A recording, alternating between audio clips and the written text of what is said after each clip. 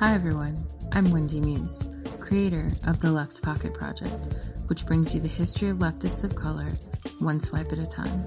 And this is the Left Pocket Project podcast.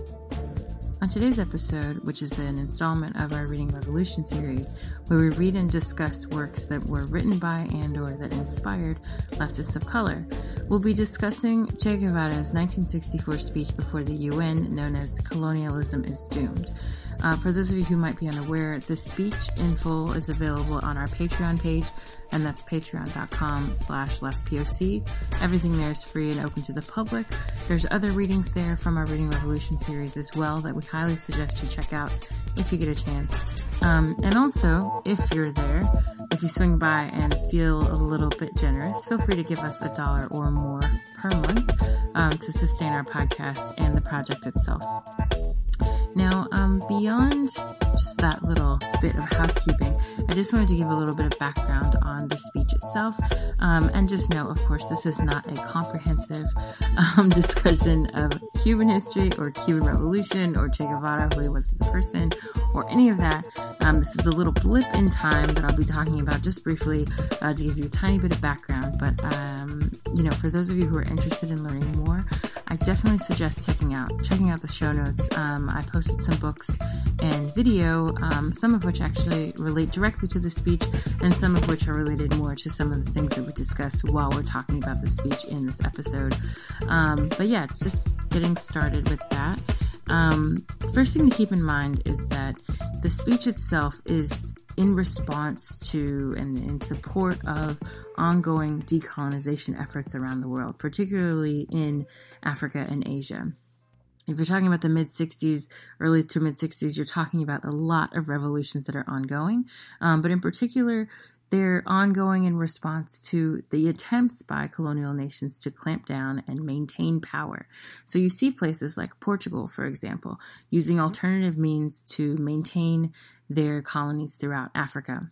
And one of the means that they pursue through the UN actually is to change the names for the colonies. So instead of calling them colonies, they call them territories, or they try to shift the meaning of certain terminologies that they use for the colonies, although they obviously still continue to operate as colonies, and the people who live within the colonies still face the same degrees of oppression despite the name change. So you see places like Portugal and other countries, France, for example, England even, that are using language and sometimes slight forms of reform through the colonies to kind of maintain power, at least in order to keep their global image a little bit cleaner.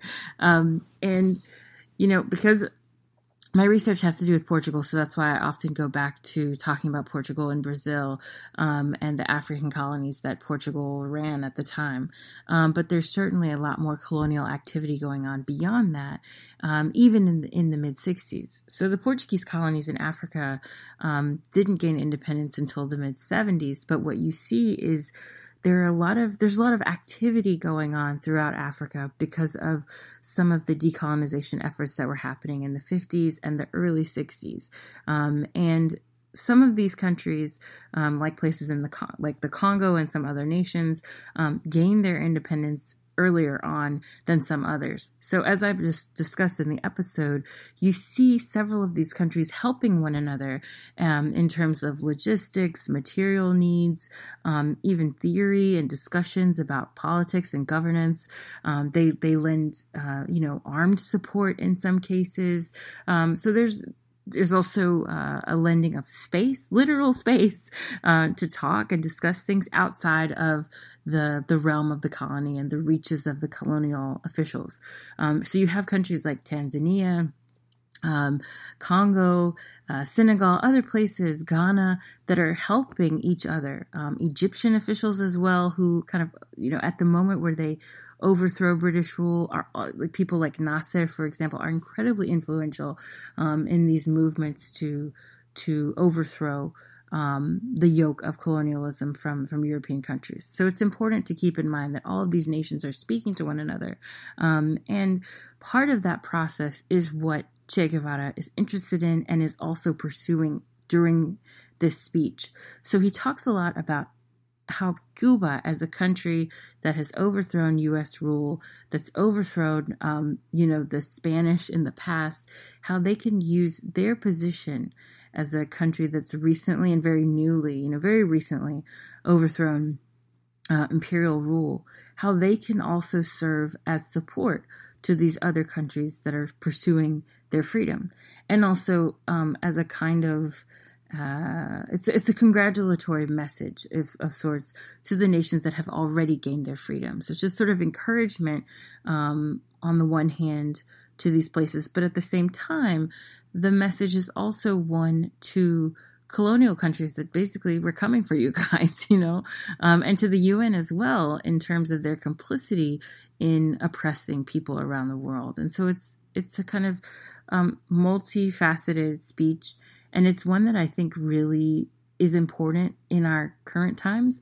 I know it may not seem like it because we're dealing with coronavirus and all these other things, but it's important to keep in mind that even as our country is dealing with coronavirus and we have a global pandemic on our hands, we're also still engaging in imperialism, which is dangerous and scary.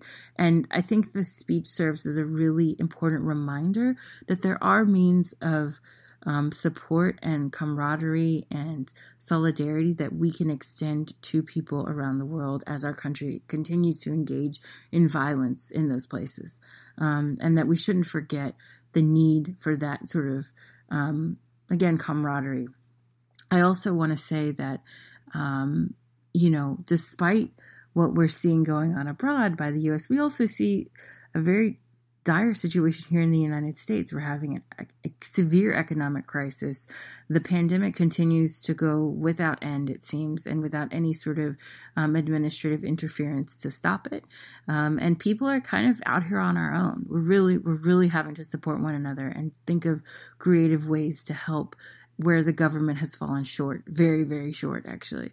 And so I think that the other aspect of the speech that's important is this notion of solidarity and the need for us to really be independent in many ways from otherwise formal institutions as we sort of seek a solution for the current situation. And so I think that, Guevara is making a very clear reference to that kind of behavior and the need for it when you're dealing with a government that's not really on your side.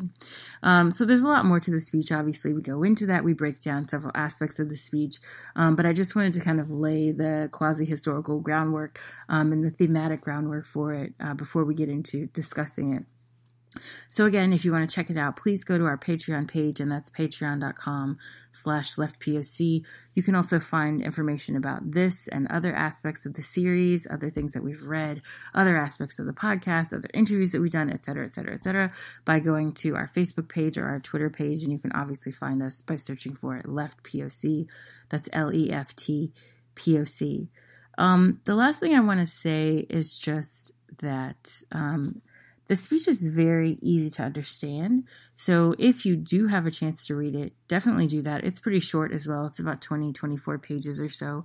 So if you have a moment, check it out. Don't take our word for it. Actually go and read it and have a look at it, because I think that, like many of the other things that we've read for the Reading Revolution series, it really lends itself to our contemporary moment, despite it being a message from the past. So with that said, I want to get on with the show. If you will, by the way, actually, before I get on with the show, I just wanted to remind people who may not have seen it, we are looking for someone exclusively to do our transcripts for the show. We've got some restructuring going on behind the scenes. So we just want someone who can do solely the transcripts. We need someone who has some experience in this area, or who can at least make a clear effort in it and do so efficiently.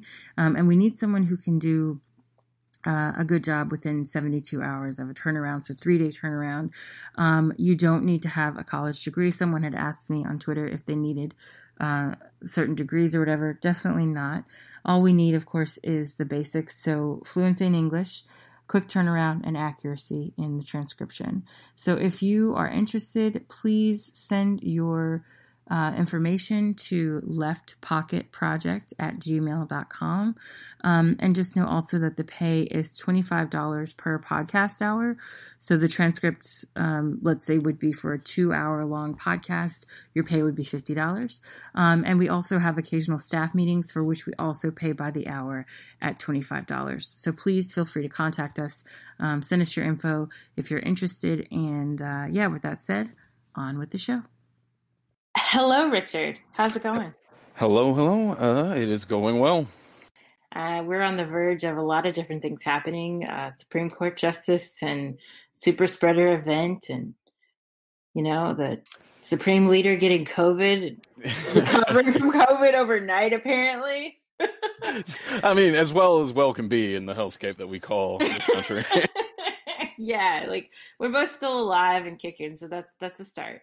And I hope everyone that's out there listening is doing well, and that you and your families are staying safe and healthy amid this forever, never-ending crisis that we have going on of COVID-19 and, economic despair and misery and all of that. Speaking of which, by the way, I just thought I'd add, it's perfect that we're talking about a triumphant statement against colonialism, at least, a hopeful statement of colonialism's end by a socialist leader and his comrades, or to his comrades, at the same time that we're watching our country sort of fall apart precisely because it refuses to help people who are suffering under capitalism amid a pandemic. So it's timely because, as of today, Trump basically, after quote unquote recovering from COVID, after getting world-class private treatment at Walter Reed and now a full-on hospital being set up in his suite in the White House.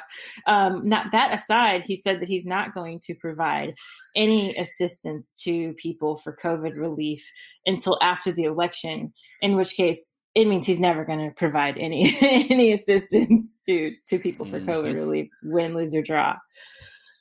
So it's fitting. Because, I'm just thinking, we're still sending an exorbitant amount of our tax dollars to the military and all of its bases to operate around the world, and ain't seeing any of it back. We're not getting a dime back, and yet we're spending all this money on the military and to maintain these war games that the U.S. is playing that have very deadly consequences. And yet we're now at 200,000 plus people who have died from COVID. And a lot of that has to do with the fact that people have been forced back to work. So of course and sorry, my baby's screaming in the background, but she's okay, just for everyone. She makes these sounds when she's getting dressed. So she just screams a lot. She's fine though. But yeah, we have a situation on our hands where, of course, there are people who are careless and reckless and don't care and screw your mask and all that crap. And those people are terrible, but they're learning and copying the people at the top who are telling them that. But then there are also people who are doing everything right and trying to survive. And yet they've been forced to go back to work because they're not getting any assistance from this government ever. So what are they going to do? Just starve to death? What are we supposed to do? So a lot of people are getting sick from that as well. And unfortunately are already in a position where their health may not be the best because they can't afford healthcare, because healthcare here is exorbitantly priced and inaccessible for a lot of people, or job dependent, depends on the type of job you have, whether or not you even get insurance. It's just a whole shit show. And unfortunately, people are dying at very large numbers because our government doesn't care. And yet we're supposed to see socialism as the enemy, apparently. But capitalism is doing just great. And meanwhile, while the Capitol is basically one big COVID party, that's not just affecting the leaders that are being irresponsible, but the frontline workers that have to take service the day-to-day things that go on in the Capitol are also coming down with infections as well. And it's very concerning, really, in that at the top echelons of power that such recklessness is being demonstrated, that the trickle-down effect to people imitating that behavior at home has had devastating consequences and puts a lot of vulnerable people in jeopardy because they think that their leaders are demonstrating behavior that they can follow safely, and it's quite the opposite. Right. I mean, I feel like, shout out and prayers to all the people who have to work in the White House or who serve them food. Or I know I saw today that two of the people who are part of the cleaning staff in the White House, like the housekeepers there, have COVID now. And we know for a fact that they're not going to get the same treatment that Trump did. And now, have unfortunately risked their lives unwittingly. And that's not like they've signed up for that. When they said we're going to be housekeepers at the White House, I don't think anyone was expecting for that to be a potential death sentence, because the person who occupies it doesn't give a shit about his health, and then certainly doesn't give a shit about other people's health. So, I mean, that's the thing with me. Like, I'm sorry to interrupt. That's the thing that bothers me the most about COVID is like, it would be one thing if it's just like you, right? Like if you get COVID and there's no way to spread it to anybody else and you get sick and like that sucks and then you might die, but you did what you could do. But COVID affects other people like really drastically. And you could be in a room full of people, let's say 5 people. And if one person has COVID, 3 of those people may not have any symptoms if they get it. And 2 people might die like suddenly. I mean, it's just all over the place. And I hate that we have to depend on the willingness of others to cooperate with protocols, which have also been like pretty mixed. Like the way they send out the messaging from the White House or from this administration is all over the place. So people half the time if they're not following this closely, don't even know what they're supposed to be doing to protect themselves or to protect others.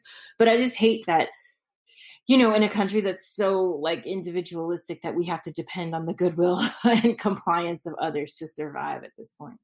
Yeah, and meanwhile, the Senate has basically canceled most of its business and is no longer working, but people are expected to continue to show up to their jobs, and it just also reflects the kind of one-sided nature of the approach to protecting people, and that those that even like if they are responsible to protect themselves, they still aren't going to be looking out for the populations that elect them and that they're supposed to represent. And, on that note, I think back on Edna Bunham, who was one of our guests a few months ago, kind of at the beginning of all of this. And she had mentioned, that her mother works she does cleaning at a hospital in South Florida. And she was, assigned to a COVID floor. It's not like she chose it, but she was put there. And then now all of a sudden her job just goes from cleaning hospital waste, which is already hazardous as is. But then on top of that, now with the risk of a deadly disease, and she actually got COVID. Thank God she has recovered. She's doing well. So shout out to Edna and her mom. But it's just so scary to me that like there's so many people who are dealing with this and just have no social safety net, no support from the government, no support from their jobs, and they're just being sacrificed for, in some cases, just literally the carelessness of others. Like I think that's what bothers. I think, again, as I said earlier, that's what bothers me the most. But also the other part of it is like the carelessness spreads. So just like the virus, it's sort of like, if it's not just a solitary thing, if you say you're not going to wear a mask and you're a person with power, people are going to follow your lead, and your supporters are going to also say, we're not going to wear a mask. And I mean, for that asshole to go up to the White House, take his mask off, even though he still has COVID, he has not shown a negative test or anything. So he still has COVID.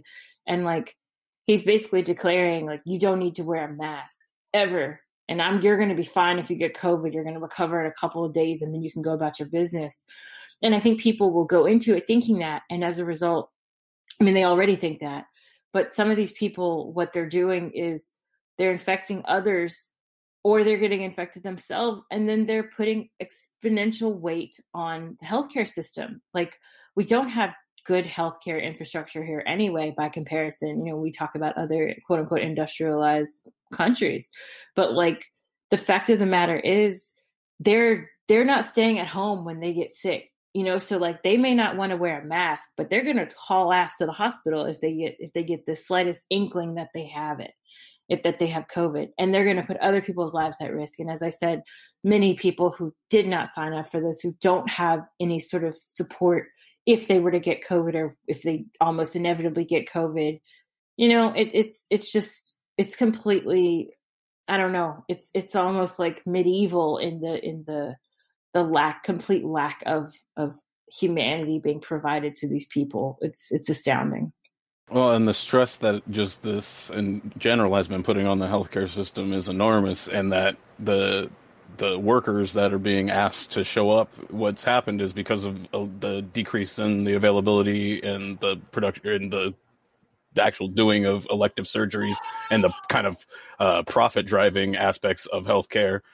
A lot of hospitals have responded by essentially cutting staffing and limiting the staffing to just essentially the people that are going to be there treating COVID patients for long 10, 12, 14-hour, 16-hour shifts and for, many days on end, so that they're working obscene hours.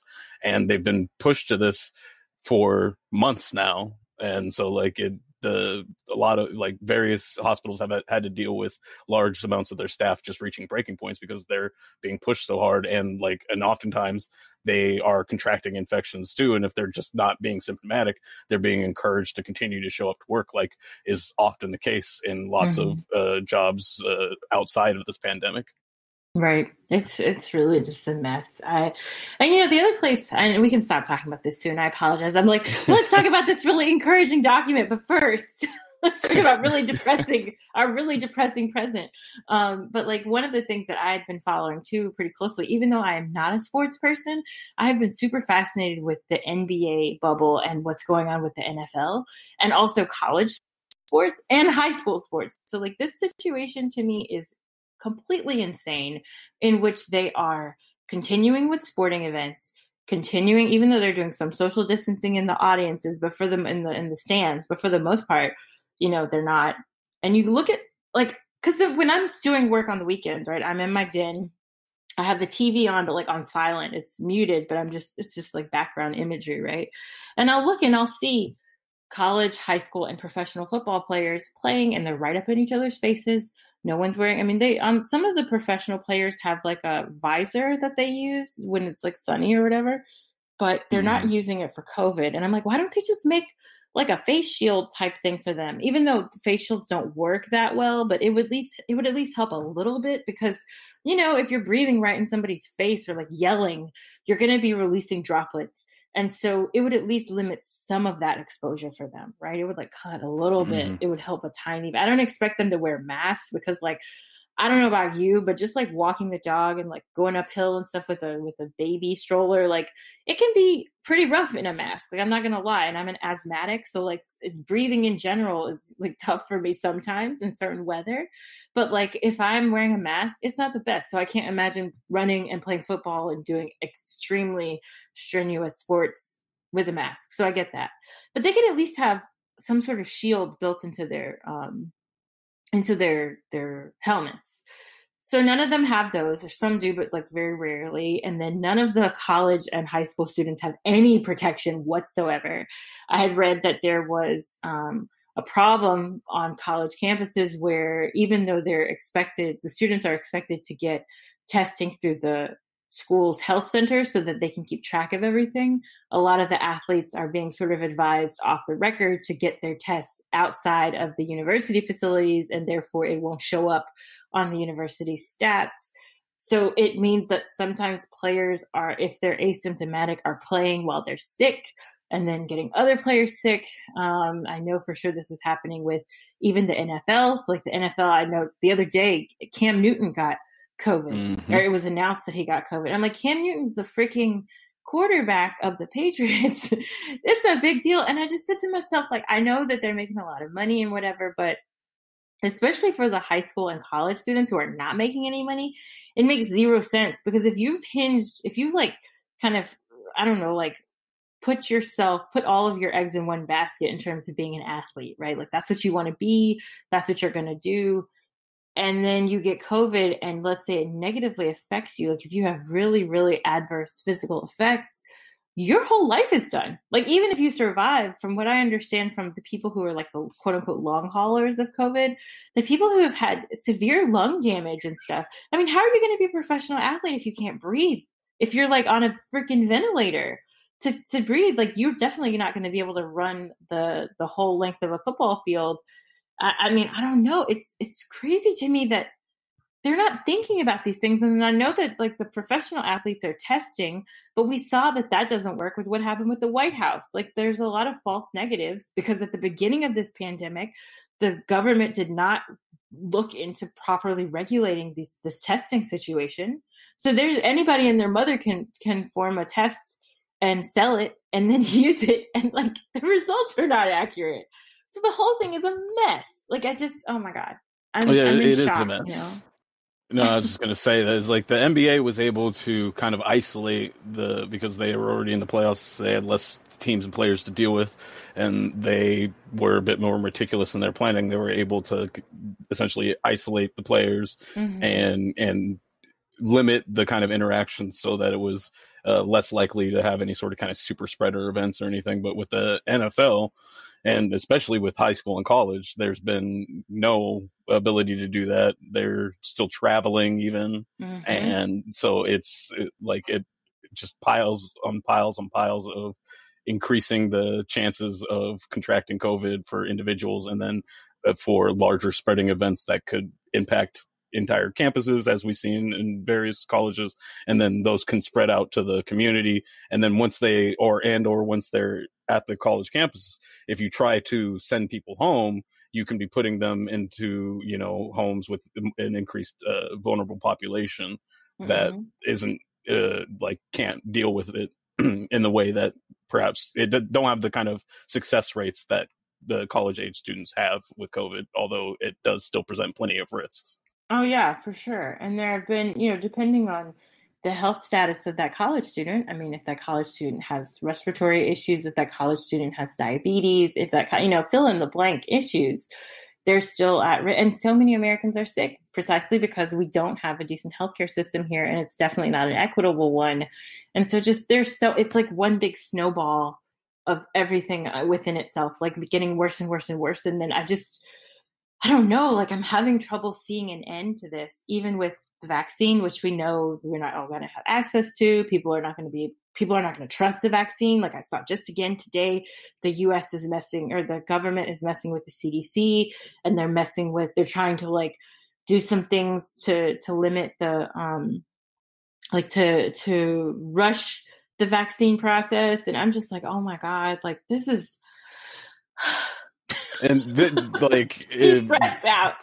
Yeah, just like a bit of context is like there's a great deal of just food products and other products that much of the world, especially Europe, just doesn't allow to be sold in their country because of the risks that it presents that are just A-okay to sell in the United States. So I understand people being skeptical of something that would only be approved of by the United States for sure. Right. And then on top of that, we have, the flu coming back with a vengeance because it's almost winter, and fall and winter time is when it's flu season here. And so like a lot of doctors are concerned about obviously the pandemic, but then also the smaller like epidemic of flu in this country and around the world, to be honest, whenever it's winter. So, I've already gotten my flu shot. My baby's going to get her flu shot. My husband got his flu shot today. Like everybody's got their flu shot, but then what? What if, I don't know. And I just feel like I'm going to be, I was joking and saying, I'm going to be that old lady who's like still wearing a mask like 20, 30 years from now. And everyone's going to be like, why is she wearing a mask? And I'll be like, look, you don't understand. Like we went through a pandemic and then we had because they're saying now that, normally this is something that happens every 100 years or so, but considering all the environmental stuff, and I know you're on this, Richard, because you're big on like environmental stuff and like climate change and whatnot, like they're saying that we have a likelihood to have yet another one in a much shorter time span than normal. And so, like I said, I'm just going to be wearing a mask for the rest of my life. Like I'm okay with it. You can make fun of me all you want. Like just like I remember they made like in the US, I will never forget when SARS was happening, and then like shortly after SARS, and you would see like East Asian people still wearing masks. And I even remember like I would see whenever I'd see people coming from like Korea or China, they would wear a mask on the airplane. They would wear a mask in the airport. There were some people who were just wearing masks walking around. Like if you would go to Chinatown, you would see people just wearing masks. And I was like, well, that's kind of weird, but makes sense, whatever. And I remember people making fun of them. Like I will never forget it. I feel like on, nighttime TV and stuff, comedians and whatnot were making fun of Asians for doing that. And like, they were right though. like they were right. And if you look at how they're faring with COVID now versus most of the Western countries, they're doing a lot better. Like, let's just be honest. East Asia's kind of, even though the presumption is that it originated in China, China did a much better job in terms of, PR and awareness of the population. But then certainly if you look at places like South Korea, they've had their momentary outbreaks, but they've been contained very quickly. Whereas we're just doing like full on, eugenics at this point, like social, what's it called? Social Darwinism, like survival of the fittest. That's it. Yeah, no, Tom Morello, Basis for Rage Against the Machine, tweeted out that the White House has recently had more new cases of COVID than New Zealand, Taiwan, and Vietnam combined. Correct. That is correct. So we're doing great. Everything's fine. On that note, let's talk about colonialism being doomed, because I want to see that come to fruition. My goodness. Can we get a re-up on that colonialism in crisis situation? Because I would like to see an imperialism is doomed, imperialism in crisis kind of moment, because I feel like we're in it right now. And maybe, 40 years from now, we can look back on it and be like, I'm old enough to remember when the US fell apart and we got freedom. I don't know. I shouldn't say it like that, because obviously we live here too, right? Like, we live here, and I don't want to see the people who are already suffering suffer more. So I want to be clear that, like, that's not what I'm saying. I'm not one of those people who are like, I don't know if you remember at the beginning of COVID, the kind of like eco-fascist-y stuff that was like, oh, the earth is like reaping its revenge on the people who like destroyed it. And I'm like, yeah, but like most of the people dying are like Black and Latino workers who don't do as much to destroy the earth as like rich white European and American businessmen. Like, get the F out of here with that. So not quite that. I'm not saying that, just to be clear. But what I am saying is I would like for America, the empire, to be done. I want that to be done, right? I want America to succeed in terms of supporting its people, but I don't want it to destroy other countries or destroy the livelihoods of people in this country just because, you know what I'm saying? Like, that's pretty much the philosophy at this point. Just kill to kill people, and to take their resources. And I would really prefer that America, the empire, TM, be done. America can continue, but we have a lot of work to do to get it to the place where I want it to be. And so that's why when I say I celebrate the downfall of America, I'm not talking about the people in America. I don't want to see people suffer. I'm saying I want to see the end of American empire as we know it, and we need to replace it with something else. And that's what I'm working towards. So just so we're clear, right? Because I know people are like, oh my God, like, sometimes when you say stuff like that, they're like, what are you, like, you're a terrorist, or you're support China or whatever. You want to be taken over by another country. I'm like, no, that's not what I'm saying. That's not what I'm saying. I don't want to be taken over by anyone else. I want us to operate in a way that's more equitable and fair and doesn't harm people in order to support one another, And I mean, as reckless as we are often in the United States generally with our rhetoric about the people of other countries, I wouldn't be like, I would understand if people held the average American to account for, the American crimes, but that's not really the impression that I've gotten reading from international socialists, is that they delineate the population of people from the actions of our empire. And right. so even the quote unquote enemies of the United States aren't our enemies. They're enemies of our empire. Right. Like, usually they're like, you guys are okay. Y'all are fine. But we're talking about the guy in the White House. We're talking about your senators or representatives who are like voting against your interests on your behalf.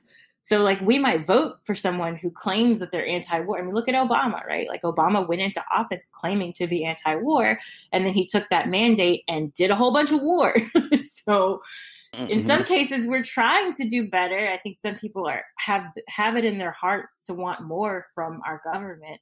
But at the same time, when they make those decisions, they impart that responsibility to those like supposed representatives and servants of the people, but then they don't hold them accountable. And in many ways, it's hard for us to hold them accountable, because the response I always get is like, well, you guys should protest more. And I'm like, okay, but we do. Like, some populations do protest and then they kill us. Like, so it's not like we're not doing anything. Perhaps it didn't get over in the news where you live, but we are protesting. We are speaking up against our government. The issue is whether or not they give a shit that we're doing those things. And oftentimes they don't, because there's no money in it. You know, they know that they can kill as many of us as they want, but if they're making more money in the weapons industry, they're going to keep doing that no matter how many times we go to the street and protest. So, you know, we have to, I think some people understand that. And I'm not trying to, just to be clear, I'm not trying to make excuses for Americans. I think a lot of Americans are terrible. I know, because I am one, and I've lived amongst these people, and I've had to deal with and hear their nonsense, you know, like, I get it. I understand why other countries' people are mad at us, but I also am in a position where I'm like, and I'm not trying to be one of those people who are like, not all Americans. No. I am fully aware that a lot of Americans, the grand majority of them, are terrible when it comes to especially foreign issues. But at the same time, we have to be careful that we're not victim blaming in some cases, because sometimes the people who are really about it and like want to help, and that are also oppressed in their own way, in their own communities in this country, they're not necessarily the ones that should be catching all the blame, if that makes sense. They should catch some blame, to be sure. But I think sometimes when you are fighting for more and you're being disregarded or you're being shot down, I can't blame you for what this country as a whole is doing, you know? And one of the things that's come up for me recently is just like, I heard it characterized essentially as separating myself from American empire in a way, rhetorically as well. And one of the kind of articulations of that was, sometimes when talking about U.S. empire, take ownership of it, or like I take ownership of it or share blame in it where it's not appropriate or whatever, in the way of like essentially akin to a slave, you know, with the what's wrong, master, we sick, you know, like kind of like an adoption of a shared interest type of thing that doesn't actually exist there. And so that like separating oneself through the rhetoric of, you know, referencing American empire as separated rather than claiming ownership like our or my country and things like that. And it's difficult, as you mentioned, because the like separating the concept of like U.S. homogeny and like the kind of the empire of America from the peoples of the nation, and then also how that plays into the relationship between indigenous peoples and the various peoples that occupy the land now. Right. And I think the other problem too with U.S. hegemony is the fact that like we take it, that's the whole point of it being hegemonic, right? Like we take it on without even realizing it, right? It like seeps into you. And I think we have to unlearn it. Life is like a process of unlearning all that stuff, and trying to do so in a way where we're not continuing the harm to others, you know? I think the other, and we can like, we'll be done with this soon. You guys, we promise. But I think it's fitting because again, this text that we talk about is about, you know, coming out against colonialism and pretty strongly. So I think it's fitting that we're talking about the ills of this country as an opener. But I think that like, one of the things I always think about when it comes to accepting Americanness or being from the U.S. is the difficult sort of like weird space that we're in, you and I both actually, of as Black Americans, right? And as descendants of slaves in particular in America. So it's not like we just like willy-nilly came here like all of a sudden, you know, it's definitely, we don't have, I guess we should say like, we don't have a homeland in quite the same way as someone maybe who immigrates to the United States.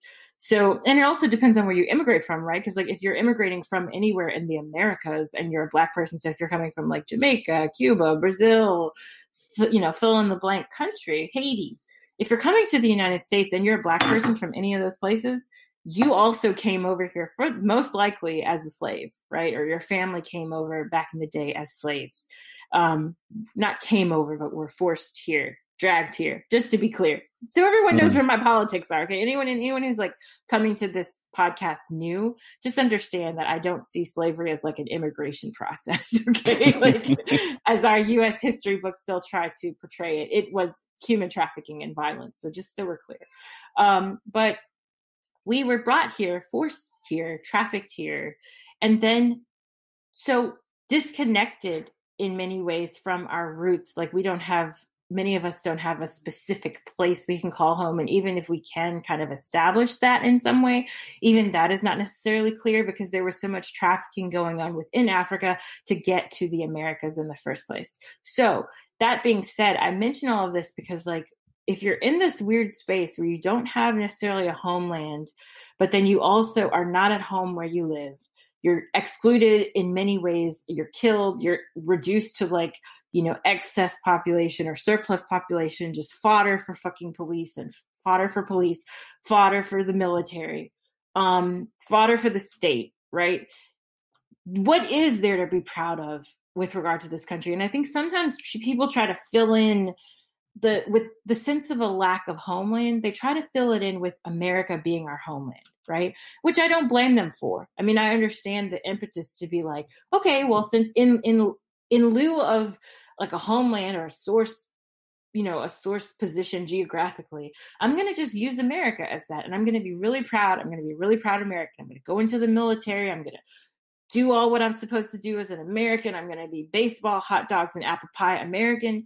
And I think that unfortunately also has extreme risks. And we saw this so clearly this week. I'm forgetting the man's name right now, so you might be able to help me with this. But there's a young Black man who was recently murdered by police, just like a couple of days ago or something. So he was Jonathan breaking Price. up a fight. Yes, thank you, Jonathan Price. He was breaking up a fight, and then he was tased in the process of that by police.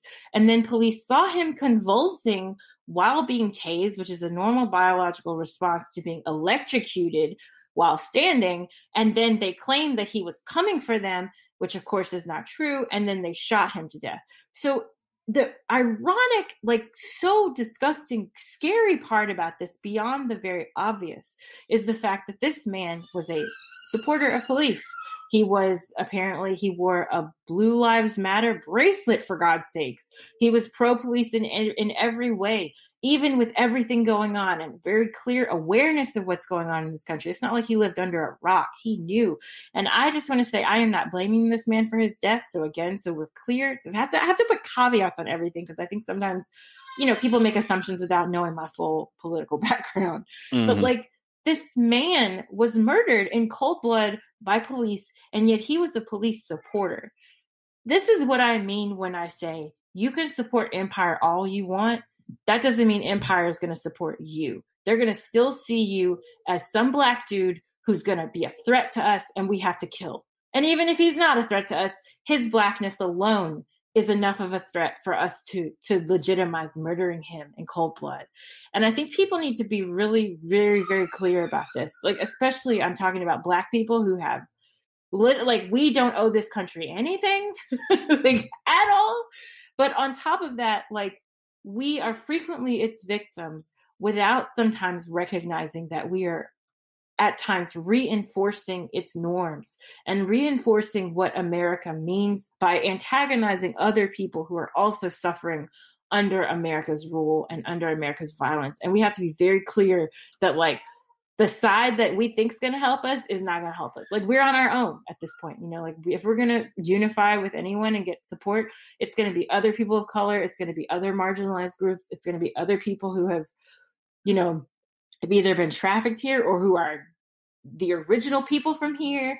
I mean, we have to be very clear about this empire not being for us, despite all its attempts to make it seem like they are, like they're including us in the process. We're only being included because we know how to shoot. We know how to kill. We know we're being trained to help them in their process of violence. And we have to renounce that. Like, we have to just straight up say, this empire is not for us, not going to be by us. Like, we really have to, I think, be clearer about that sometimes. Because sometimes it does seem like things are going to work out for us. It feels like there are little glimmers of hope here and there. Like, oh, there are Black policemen, or, oh, there's a Black president, or, oh, and that's not how it works. We have to be very careful about discerning when things are for us and when they're not, and they're usually not for us. No, and that goes all the way, that's a historic lesson that goes all the way back to the founding of the country, where, Black people were encouraged to essentially attack tribes in order to obtain land that then was later not just stolen from the tribes, but then stolen from the Black people that helped the white people acquire it, essentially. Mm-hmm. That's right. So, yeah, we have to be... I don't know how I got onto this. I know, because we were just talking about who's to blame for American empire, right? And how I don't want to blame the wrong people, but at the same time, I don't want any of us who are technically its victims to then become part of the process of victimizing others. And that goes for other groups too. So just so we're clear, everybody can catch these hands.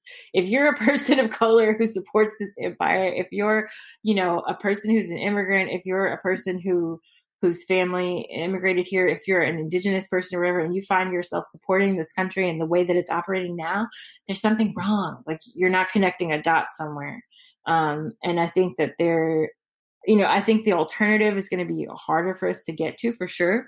And it's even harder for us to think of in our minds, because we're brainwashed from the beginning to think that this country is for us and the way it operates is for us and on our benefit, or on our behalf, for our benefit. But I think that we have to be very clear, and that takes time. It takes learning and understanding these things, but it happens. I think many of us have the realization at some point that there's something wrong. And the way we deal with that is often a personal process. It can even be a public process, but it needs to be dealt with so that we can get to the point where we're finding, solutions to this, and we're actually fighting back on a regular enough basis to see some change. On that note, I wanted to turn to our reading for today. So this Reading Revolution episode is about Che Guevara's 1964 speech to the UN in New York. And this is coming at an interesting time. So he delivered it in 1964, like I said.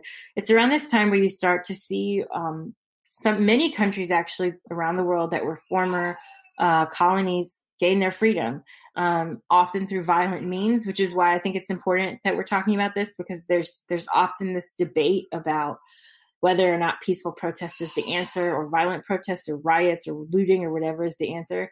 And I think that it's clear from history, at least from the evidence that's been left in history, that a little violence goes a long way.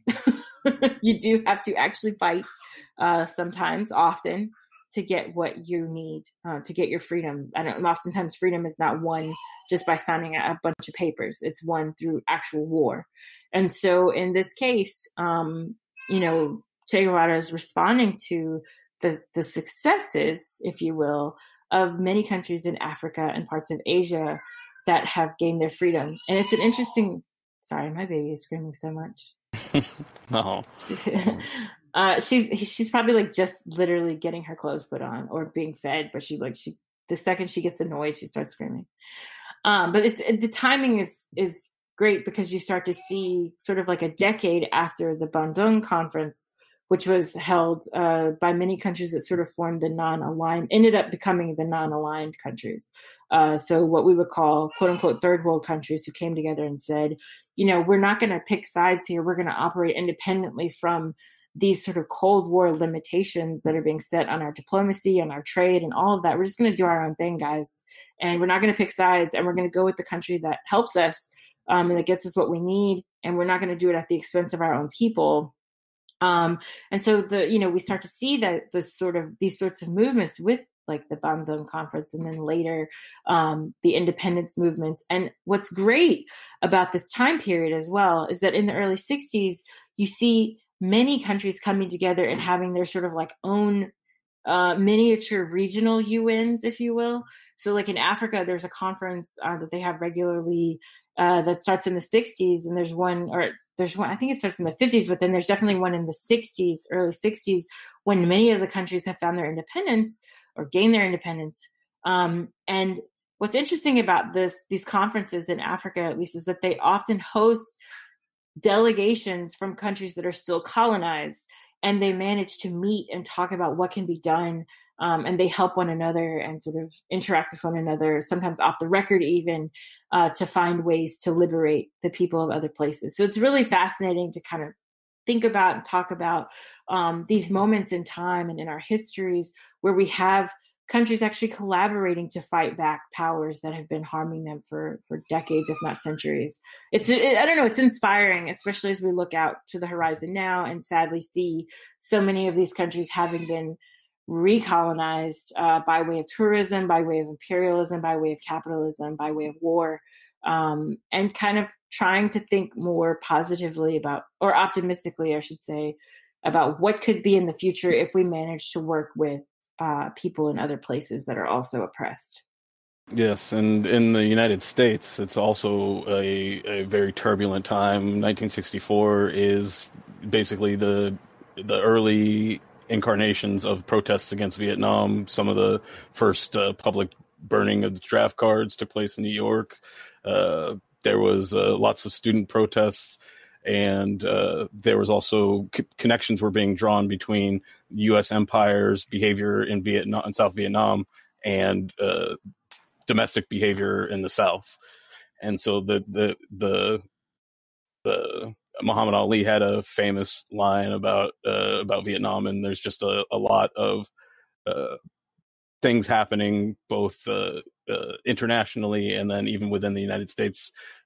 The Socialist Party of America helped organize one of the first nationwide protests against the Vietnam conflict as well. So it was an exciting time in general as far as kind of the momentum and the feeling that something significant was changing at this moment. Absolutely. And so it's great to have the literal record of what was being said. I think so many of the speeches, not only Che's, but many others from this time period are super fascinating because they're marking many of the things that you mentioned. And even like remember when we read the Little Red Book, and there's so many references from Mao as well to Black people in the United States. It's and indigenous people in the United States. It's really fascinating to kind of see these check marks, like, okay, like he or she or this revolutionary leader is acknowledging what's going on in these countries. And oftentimes, I think this discussion is sort of posited as like, oh, this is just one other country's diplomacy to get favoritism and kind of sow discontent in the other country. They're just remarking on their racism there because they want to start shit. You know what I mean? Like, oh, they're trying to like pick at it. And we hear this so much coming back with regard to the dialogue, the discussions on Russia, right? Like, I don't think the average Russian is like, oh, let me sow discord in the United States. Like I'm going to remark on their racism. When there's definitely like racial strife or ethnic strife in Russia too, like that shouldn't be underrepresented. I mean, it's real. And throughout countries that are quote unquote enemies to the United States, of course they have internal problems. This is like reality, right? This is the world we live in. But I think it's fascinating that in some cases you do see very, very, very real efforts being established to show not just something to sow discord or to kind of interrupt the politics or the political machinations of the United States, but also literally to form forms of solidarity with oppressed peoples within these empires or colonial states, right? There is, I think Cuba in particular, and again, why this is so fitting, offers a very clear example of this because they don't just like say, we support what they call, the Negroes in the American South or America in this speech, but they also literally serve as a space for Black American exiles from Jim Crow and from the disastrous racial policies in the United States. And I think that it's, like they're not just walking the walk, they're talking the talk, they're doing both things. And while there's some discussion about whether or not they did enough to deal with racism on the island, that's a separate conversation and certainly one that's valid. And I think that people need to be honest about. Sometimes I know that people kind of like overlook that, right? Like when you see discussions about Cuba online, especially, a lot of people kind of downplay that because they're just kind of taking what the government says and using that. But I think it's important to note that the government has also acknowledged multiple times that there's still a fight against racism on the island. They're still trying to deal with that. And there's certainly, I mean, I think the way I've seen it framed is that, we have a furthering of racism on the island because there's still a reliance in some sectors like tourism on capitalism or some form of like economic or financial stability by way of income acquisition. There's no way around it. If you have an industry that's built to serve, for example, European tourists, that you're not going to encounter racism within it, So they've one of the examples that's always given is like hotel staff tends to be lighter in skin tone, tends to be from upper class backgrounds or slightly higher economic backgrounds than others. And that sometimes is a problem of the private industry, right? It's not like the government is picking these workers. It's the hotel company that's picking these workers. But if you think about the origins of racism on the island, it's from colonialism. It's from slavery. It's not something that the Cuban revolution created, but you can certainly say that they did a lot to try to eradicate and certainly lessen that racism. But that racism is not something that's unique to the Cuban Revolution of 1959. That's not, and I said, as I said, I certainly see efforts being implemented by the government, past and present, to try to lessen some of that racism. So I just want to make it clear that I'm not trying to be an apologist for Cuba. On the contrary, I'm saying there are these problems, but those problems didn't start in the 1950s or 1959. But they're certainly exacerbated, much like here, by capitalism and by private industries and whatnot. That I think if we did a little more regulation of, did a little more interrogation of, could start to see diminish a little bit. And from my understanding, since I've been engaging in more of this information, is that the Cuban government they haven't pretended that they haven't had these issues even back at this time.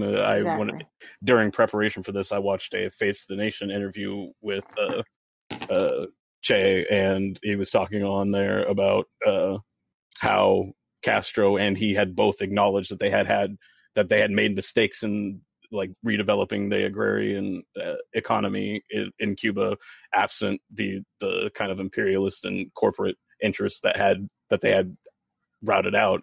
And so it was it wasn't as if they were pretending that everything was sunshine and rainbows and that they never made any mistakes, or that there wasn't things for them to work on as they were developing them, and not in the kind of I would say in many ways, not in the rhetorical way that is often used in the West, but in a sincere recognition, but also a recognition of the conditions that they were facing. I mean, one of the things that came through to me in the text was just how critical of a role Cuba played as a barricade to freedom for not just Latin America, but just for the concept around the globe, in that we're standing right on the doorstep of the largest empire, and with vicious intent, they were able to resist the interests that were trying to capitalize and take over, and that manifested in, perhaps not always in the agrarian failures or in political failures and so on and so forth, but that it has to be born in the context of where the role that they played internationally and regionally. Right, and it's interesting that you bring that up too. I think that they definitely served a literal and symbolic meaning, as sort of a beacon of hope, actually, for so many other countries that were trying to assert their sovereignty and gain independence at this time. It's this tiny, it's always so fascinating to me because it's this tiny island that beat back the United States multiple times. And in large part continues to in many ways, right? Because there's so much nonsense going on with the Trump administration in terms of foreign policy with Pompeo. I mean, it's a total mess. And he's just constantly picking at this scab and still pushing anti-communist rhetoric, making this boogeyman out of something that in large part doesn't really exist in a lot of these countries, at least not in the way that they think of it. And they're trying to make Cuba, Venezuela, and other Latin American countries out as the bad guys. But I'm the bad guy is y'all. Like, look in the freaking mirror, for God's sakes. How many Americans have died on your watch? And you're talking about Cuba being my enemy, Venezuela being my enemy? Are you kidding me? Like, get the heck out of here, you know? So it's... I was just Go going to say, ahead. recently Bolsonaro was attacking Cuba for sending doctors to Brazil and providing critical aid in what is obviously a COVID-ravaged country. And is like, and Cuba does that around the world and sends medical professionals around the world that have incredible expertise and have been invaluable in fighting COVID, again, around the world. And that's seen as, you know, it's not a deed of goodwill at all from Western powers. It's only seen as propaganda and so on and so forth. Is like most of the country, like in particular, with Bolsonaro's case, he offered the Cuban offered them that they could stay if they wanted to, and they're all going back. Right. Well, so this has so many layers too. So at the beginning of his administration, he was completely antagonizing the Cuban doctors. So they're there through a program called Mais Médicos, which is a Brazilian program, actually, that technically it's sort of like the Peace Corps, but in like domestic. Okay. So they recruit doctors to go work in like Brazilian doctors, for example, to go work in rural neighborhoods or rural areas, rural regions, and underserved regions of the country where there may be doctors, but they immediately leave to go to other countries or they leave to go to other regions of the country. So they have like brain drain. Okay. So what they do is they recruit doctors from other parts of the country, but oftentimes they have a shortage because doctors from, let's say, the South, which tends to be wealthier, predominantly white, you know, more developed, they don't want to go to the regions of the country that are sort of out in the backwoods and less developed and less quote unquote modern. Okay. So, and there's also there are layers of racism and classism wrapped up into this process as well. So that's when, you know, I believe it was under, if I'm not mistaken, under Lula's administration, where he brought in, he said, let's have Cubans come as part of the Mais Médicos program, and to help us, you know. And so there was an agreement signed with both governments. Everything was going fine. They were getting paid, you know, by the Cuban government, and they were getting wages that were, you know, fine for where they were living. I saw multiple interviews of the doctors in the Cuban doctors that had gone to Brazil that said they loved working there. They had great experiences with their patients. You know, like, these are not actors. These are not people who are there to spread propaganda. I mean, they did so much for those communities. And those communities also were interviewed in some of the stuff that I saw. And they were talking about how much they appreciated what was done and how they had dealt with racism and all sorts of nonsense from Brazilian doctors who didn't want to help them, and then they had much more positive experiences with the Cuban doctors.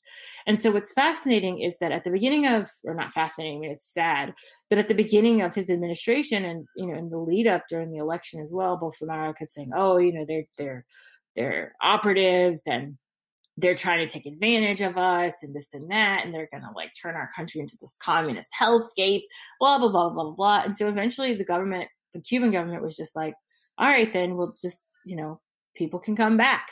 You know, we're going to open the doors for people to come back because you all are antagonizing the people who were there as volunteers at the end of the day. And they were also Bolsonaro was trying to make it sound like, you know, the Brazilian government was paying so much money out for these people, but the Cuban government is who pays them. So, like, you know, what are you talking about? So it was a mess. And I can understand. I mean, I know that he's re-upping all this nonsense because he wants to take some of the heat off of himself, because he, like Trump, who's his, you know, partner in crime and all of this nonsense, and also someone to whom he looks up to very much.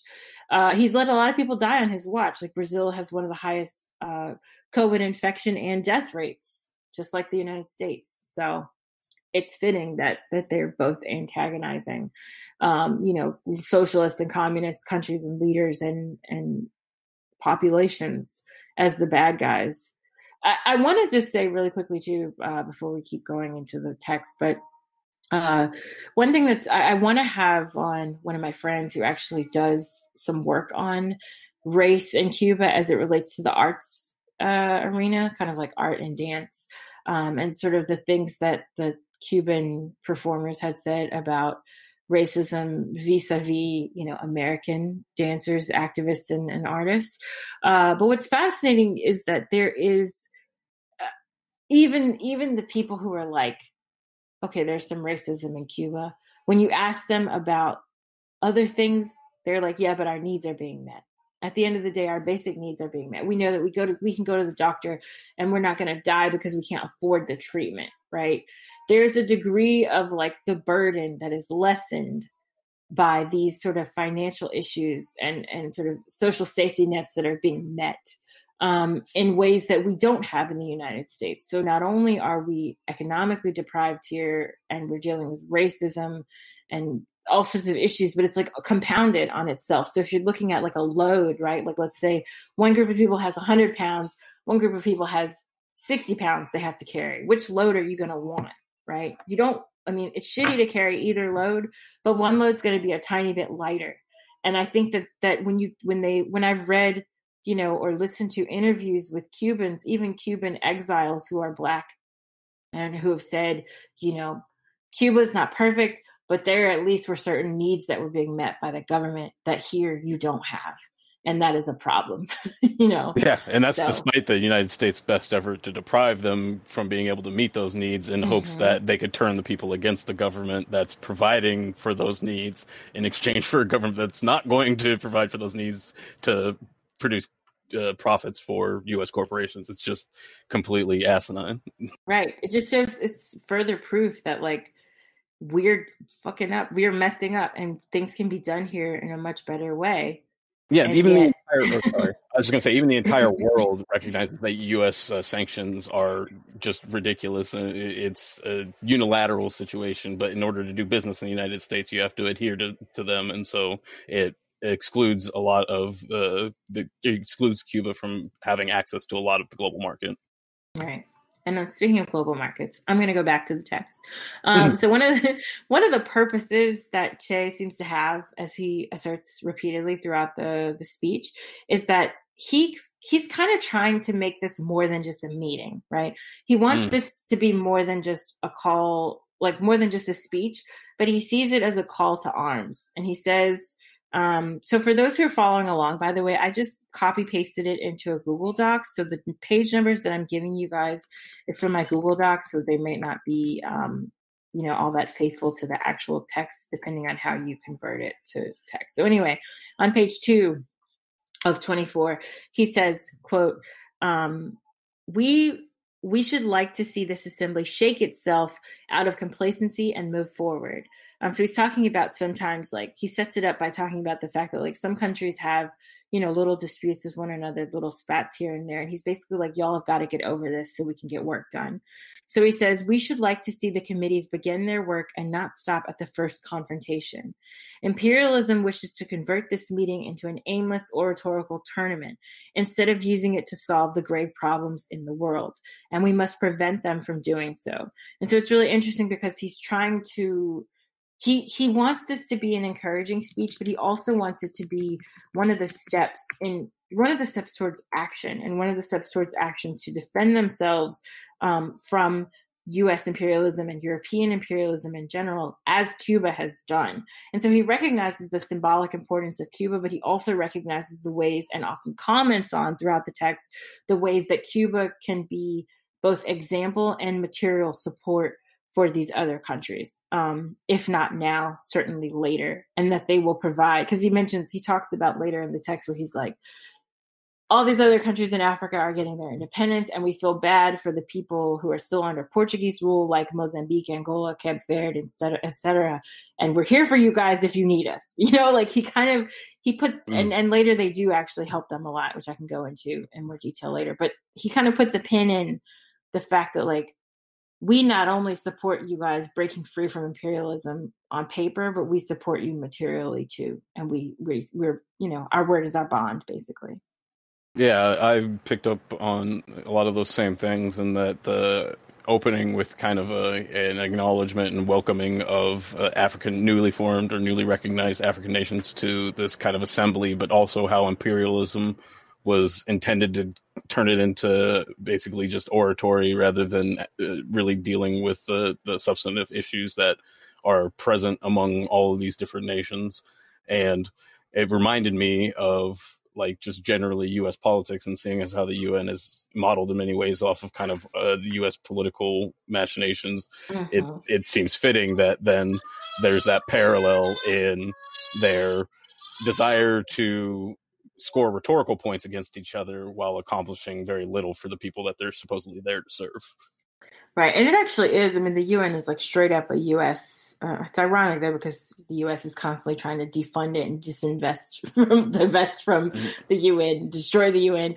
But it was like, it came out of Woodrow Wilson's League of Nations, you know, it was like a spinoff of that. And has that and like NATO, all these things are kind of, you know, like U.S. creations, U.S.-Europe creations, more or less. And now that, you know, in the 60s, you start to see more people from the third world really asserting themselves. And that's when you start to see the U.S. being like, no, we're not cool with that. Let's, you know, like we're not going to mess with them anymore. Once they start to get some power, once other countries get some power within it, then the U.S. doesn't have any interest. You know, it's kind of interesting. But on that note, he also has a section a little bit later on page 3, where he talks about the U.S. and like how the U.S. is allowed to operate on the global stage and how other countries are expected to operate. And this, I think we see this so much in the ways that the U.S. behaves at the UN. But he says, for example, on page 3, that, you know, of all the problems we have to deal with, one of them of these groups within the General Assembly, these specific countries, one of the things we have to deal with is, quote, is that of, quote, peaceful coexistence among states with different economic and social systems. He says imperialism, basically, particularly the United States imperialism, has tried to make the world believe that peaceful coexistence is the exclusive right of the great powers on earth. So I mentioned this just because this is where he goes into kind of talking about the non-aligned movement and how that was formed, but also the fact that, like, we always, like, the U.S. wants to talk about peace on earth and peace this, nonviolence that, but then all they're doing all day long is instigating violence, is inflicting violence, is, you know, exacerbating pre-existing violence that exists in these countries. And he brings up timely, you know, the bombing of Cambodia, the bombing of Laos, and the war in Vietnam. It's like people are just minding their business and the U.S. invades the place. Like, for what, you know, to what end? And so I think that there's I can appreciate his calling out the sort of double standard that happens with the U.S. because I think, as I mentioned earlier, I think there's a parallel double standard that happens in which the U.S. constantly wants to assert itself on the global stage, but then doesn't want to pay dues to the UN or like doesn't want to help fund the WHO or whatever. They're always trying to divest from something while still wanting to maintain control over it. And they're still wanting to be the ones to say, we need peace, or later on you hear so much democracy, right? But all they're doing is, it's like the second they say that, it means they're doing the exact opposite. They're trying to destabilize countries. They're trying to remove the prospect of peace from that country's future. No, absolutely. And that the imperialism quote that you mentioned right there was one that I picked out as well. And what I saw there was that, or what I interpreted as, is basically that the U.S. sees the superpowers are the places where justice and peace exist, and these other supposedly lesser nations are relegated to being battlegrounds and stripped of their natural resources, and the people stripped of their humanity, and that's peace. And it reminded me of kind of MLK's negative piece, where essentially the violence of the status quo is accepted as just the way things are, and so resistance to that is seen as disruptive rather and violent, rather than the violence that is being resisted in of itself. And I think part of that, what is seen in that, is that the U.S. looks out on the world and sees enemies and threats everywhere, but when you look at it, we mentioned earlier the vast military spending in the United States. I believe approximately 90 to 95% of foreign military bases are U.S. bases. Mm-hmm. And we have, you know, people stationed throughout the world, 29 bases in Africa. Why does the U.S. have military bases in Africa? For what? Like, and it's just like as you mentioned, it's to do all the things that they're accusing everyone else of doing, and essentially being everything that they accuse the rest of the world of being. By the way, shout out on that point to Black Alliance for Peace, who had the other day some online forums and whatnot about basically in hopes of divesting from AFRICOM, basically like laying down the ground, the foundation, I should say, of what AFRICOM is, like as an educational sort of teach-in, but also declaring the need to end and close all these sites in Africa that are satellites of the U.S. military. So just a shout out, I'll include some information about them and this project that they're doing in the show notes. But I think you raised some important points there, in particular about the ways that the U.S. military and U.S. empire operates. But it just, every time I hear these sorts of discussions, it makes me think immediately about the police and how the police, the way they operate in the United States, are a direct parallel to the way the U.S. military operates and U.S. imperialism operates, even down to the rhetoric. And I keep saying I'm going to do a meme about this, but I haven't gotten around to it yet. But they're just, even the language, like the sort of, what was he or she wearing? What was he or she doing of police violence, right? Where they say, well, that person was posing a threat. Well, they don't really pose a threat. Or that person reached for my gun and they didn't reach for their gun. There's so many lies that play out in the process of policing that sound exactly like what you hear in U.S. Imperialism abroad. They always try to create a bad guy, someone who did something to them, and therefore that legitimizes what they're doing to that entire country, when that leader or that group didn't do anything to them, or it's the wrong country. Like, how many times have police gone into the quote unquote wrong household, or, you know what I mean? Like, there are just so many parallels, and killed the wrong people, or killed people who weren't a threat to them, or, shot up a whole house or a whole group of people when they're technically after one person. Like, there are just so many parallels. And I think it boils down to the fact that, like, our lives don't matter. The lives of people abroad, Black and Indigenous people in this country, immigrants, fill in the blank, whoever is reduced to the dehumanized other at that moment, they want to remind us over and over of that. And it becomes a system that sort of puts this stuff in stone. So even though we have quote unquote neutral institutions and neutral laws, they find a way over and over to assert and implement those laws in a way that harms us. And I think we need to question the purpose of law and the way it operates. But likewise, we have to get to the point where we start to question international diplomacy, and often unilateral quote unquote diplomacy that is implemented by the U.S. It's very similar, like even down to the language.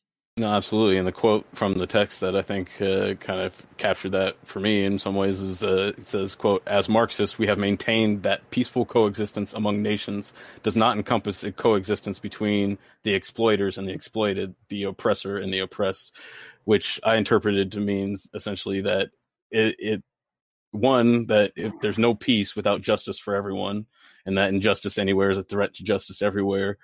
Also kind of reminded me of Assata Shakur's, that the fundamental goal of revolution must be peace, in that, but also that peace doesn't mean pacifism.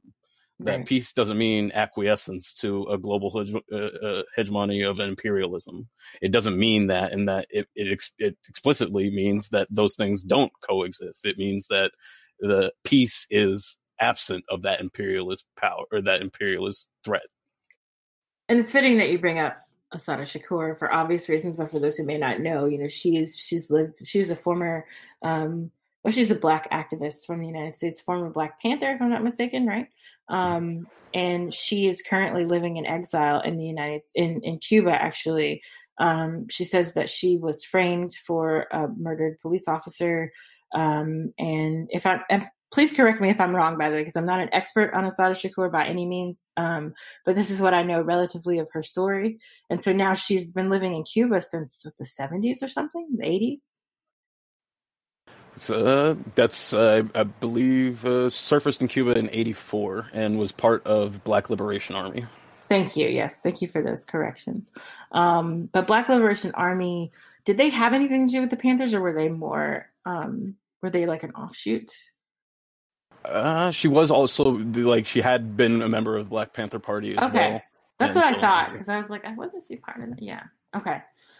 So anyone who wants to check out more info about Assata Shakur, and please don't take my word for it, actually go read about her and do a better job than I am learning about the specifics of her story. But yeah, she is someone who left the United States and fled to Cuba and has been basically protected there in exile since then.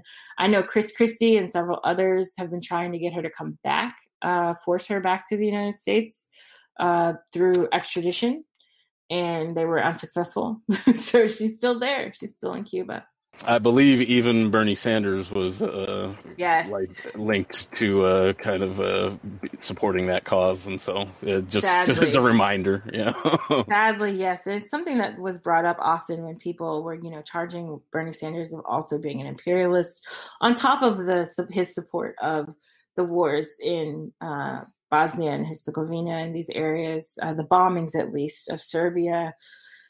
That some argued could have been handled through other means without violence in the same way, without like state violence. Because while there was, I'm also, again, I have to do all these caveats and I hate that, but this is what happens when you start talking about global issues and like real world events. So you have to make sure that you're clear. I am not a denier of genocide in Bosnia and these areas. So I recognize that happened. And I actually, my part of my in-laws family is from that region of the world and know, like pretty intimately some of the violence that happened there. So I am in no way denying that. But what I am saying is that there has been some dispute and discussion over whether or not an actual bombing campaign that was carried out by the Clinton administration in the 90s was necessary to get Milosevic to stop what he was doing and to stop some of the violence that was happening on the ground. So that is what I'm saying was supported by, that bombing campaign was supported by Bernie Sanders, and that some people have brought up several times to in their arguments, basically that he is pro-U.S. imperialism in some areas. Which is really just to say that within the electoral left of the United States, there's still a healthy support of imperialism, is, I guess, my point. Right. That's right. No, there absolutely is. And we see that as well in discussions of what happened in Venezuela, discussions of what happened in Bolivia, discussions of what happens in Cuba. Like how many people who are quote unquote Democrats and believe in quote unquote democracy are totally fine with a very conservative, limited U.S. Engagement with these countries and violence in these countries, quote unquote, like supposedly for our benefit, which it's not. I haven't seen any benefits yet. I don't know about you, but I'm waiting on my kickback check from all the wars that are being fought in my name. Yeah, I was assured that, they were restoring democracy to Bolivia and that elections were pending very shortly, and we're almost out of the year and still waiting on them. And note, everyone who's listening, this is obviously sarcasm because we knew from the jump that it was a coup. It was very obvious. It was like stamped from the beginning as a coup pretty much. And people were just like, oh, some people were pretending that it was not. So speaking of these things, that the ways that the U.S., asserts itself, I was fascinated by your commentary earlier about the sort of reach of U.S. violence. And I think we often, when we talk about that, we mention, violence that's happened that's like material violence, right? So bombing campaigns, economic deprivations through sanctions, et cetera. But one of the things that Che gets at in this speech is he talks about the ways that it also asserts or exerts a type of cultural violence that tries to remove or water down or limit the local cultures, the indigenous cultures of those regions that they're attacking. And one of them is, he mentions Puerto Rico and how Puerto Rico as a U.S. quote unquote protectorate is often used as a source for,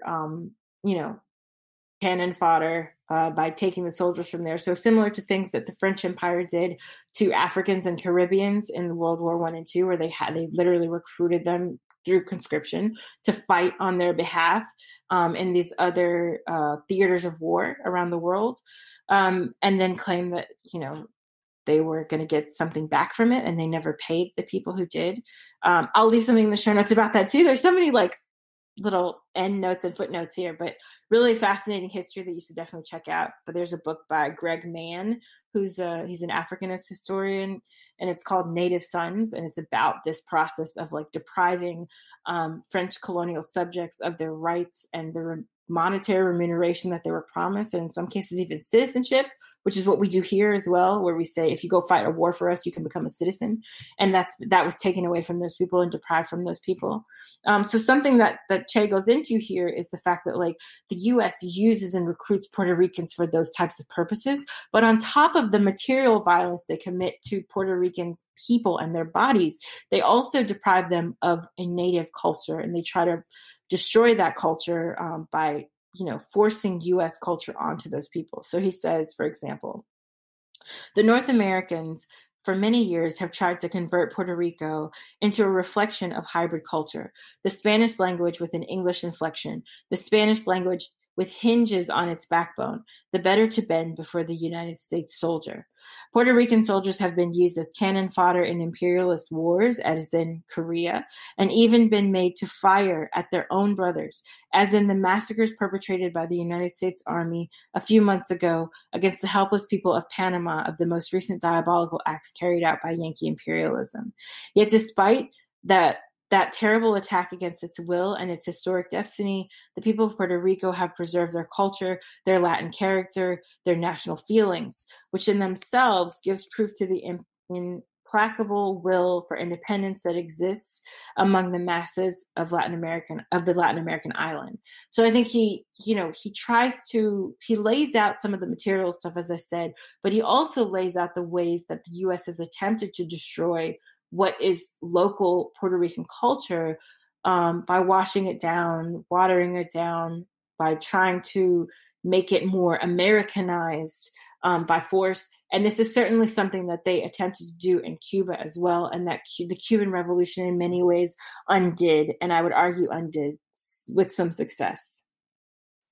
Yeah, no, that was an interesting part where it talked about Puerto Rico, and I just really thought that the Spanish language with hinges on its backbone to better bend before the United States soldier was just really, I guess, poetic, and that it really kind of captured this kind of notion that of a bending of the culture to fit into this anglicized your English kind of American form that we've now know, 40, 50, 60 years on, that then Puerto Rico would never gain the kind of autonomy or representation within the United States that like it was, I think, in a lot of ways presented to Puerto Ricans that they would achieve by kind of bending to the U.S. will.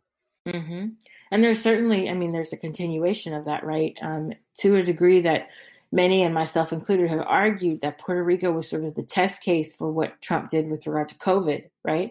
And that includes the economic deprivation that started under the Obama administration, that continued under Trump's administration through the Promesa bill, right? So Promesa, to give a little background, is basically a bill that started in the United States that would create mass degrees of austerity on the island, defunding many, many of the island's resources. And then that would basically put hedge fund people in charge of the country. So kind of like what we saw happen in Detroit as well, when Detroit had to declare bankruptcy and then was taken over by like a manager who then like drove the city into the ground economically. And so Puerto Rico was undergoing something like that when all these hurricanes hit. And then the U.S. offered little to no aid, and then only made things worse. And there are still parts of the island that like didn't have electricity as of earlier this year or something like that, crazy like that. And then COVID hit. And so there are all these points of violence that are committed onto Puerto Rico, all with the supposed promise of Puerto Rico becoming more incorporated as part of the United States, where we definitely see that is not the case, and that Puerto Rico is treated as if it's a separate country through the violence that the U.S. commits on it by using its islands as a prison camp. So like Guantanamo is one example, by using islands like Vieques for testing, like nuclear testing and whatnot, and weapons testing. That's definitely harmed people and led to a mass degree of cancer on that island, et cetera, et cetera, et cetera. Like the list goes on. And the U.S. tried to do that with Cuba and was successful for many, many years until the revolution was like, no, we're not, we're not going to play this game with you guys, and beat them back and kick them out. And I think there's another section where we're on page 7, where I'm reading from, where Che says that Fidel Castro said that the whole problem of coexistence among peoples was reduced to the undue appropriation of another's wealth. He said, quote, when this philosophy of despoilment disappears, the philosophy of war will have disappeared.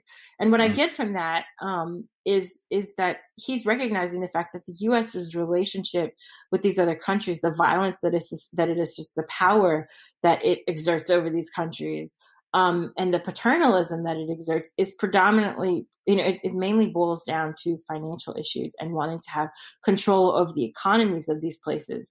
And one of the ways that the U.S. has definitely done that in Puerto Rico is by,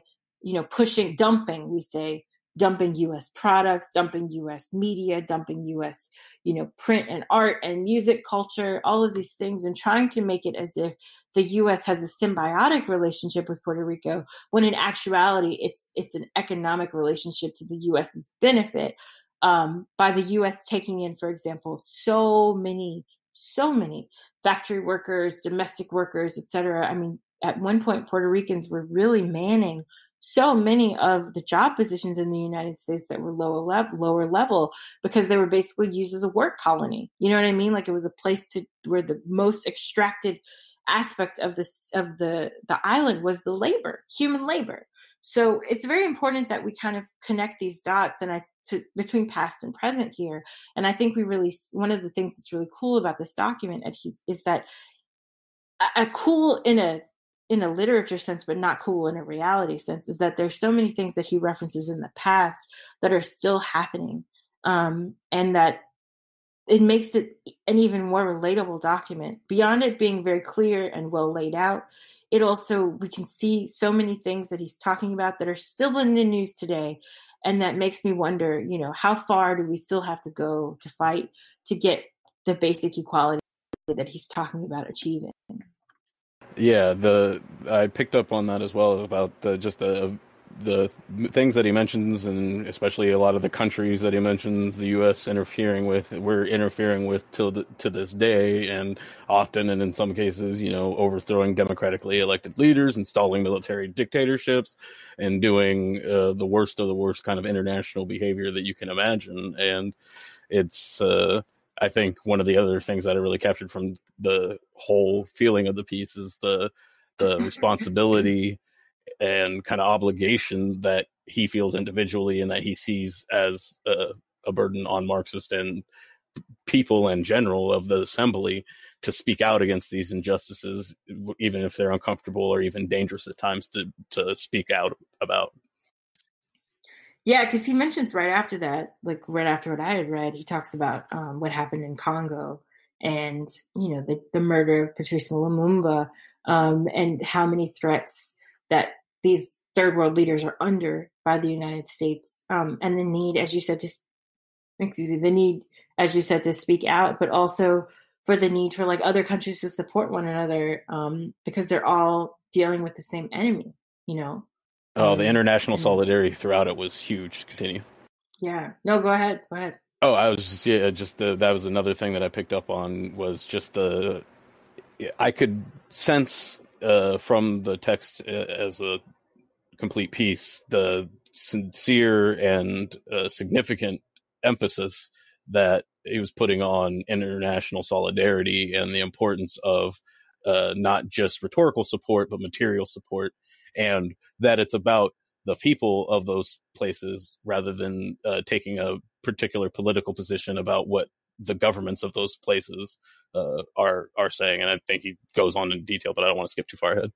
In order, one of the things that came up I thought was important and spoke to that kind of international solidarity and the weight of what he viewed as the UN's opportunity to be was about anti-proliferation and the importance of stopping the proliferation of nuclear weapons, but also in recognition, as you know, Cuba, there's Cuban Missile Crisis and a variety of things that are going to transpire, and so there's a situation in which Cuba recognizes that nuclear weapons are a danger not just to individual governments but to society as a whole, but that they can't sign away their ability to defend themselves without first securing their sovereignty and dignity, and that they view the United States as asking for far too much in that regard, in that like they're basically demanding that the Cuban people offer themselves as subjects to the United States rather than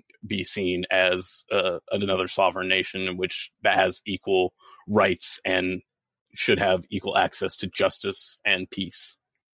That's right. And there's a section that I mentioned earlier too, when he's talking about like who's allowed to have peace and who's not, you know, and basically like he's reminding people from other countries, like, don't put your weapons down yet, guys. Like, don't give up what you have, because this peace that they're allowed to have is not just something for them. Like, we are allowed to have a part of that too, you know?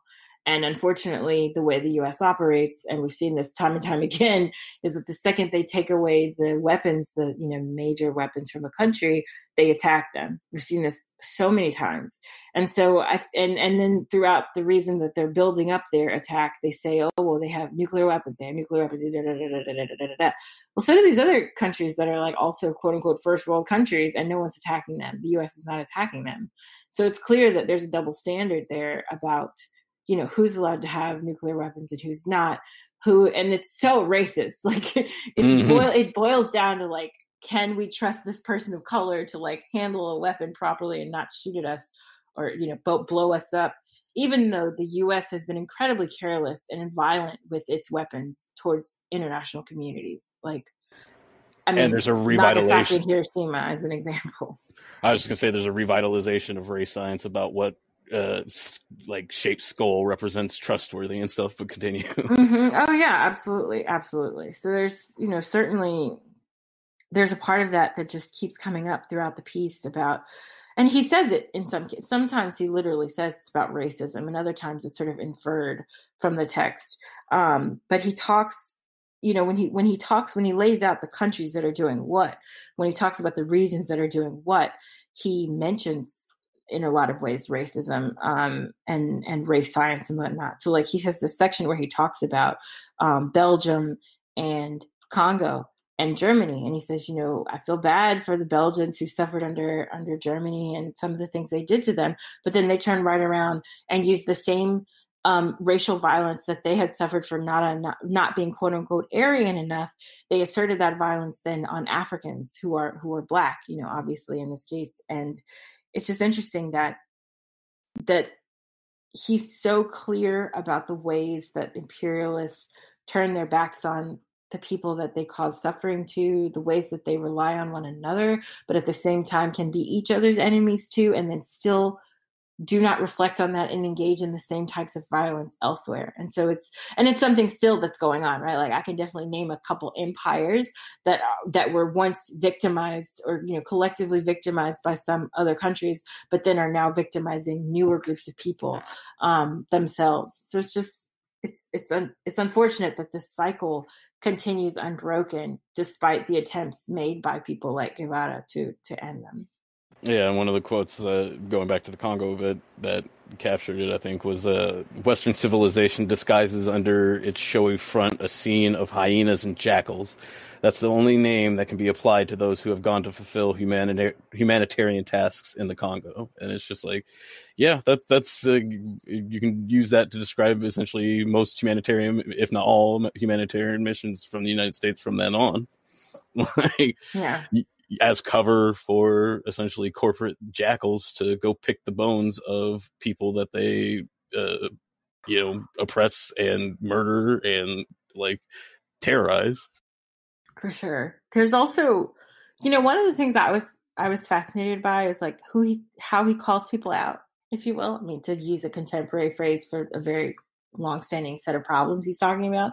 But the kind of, I think now the way he talks in this speech, people would call it cancel culture or like call out culture, which is so ridiculous because he's like a, very like a world-renowned, famous, and incredibly impactful socialist leader. But nowadays we're seeing so many socialists be like, oh, but don't call out racists, don't call out, whomever, don't talk about racism. And like this whole piece is like full of references to racism and like the way imperialism is racist and the way it sort of reasserts these like micro acts of racism on a global scale. Like it makes it more macro.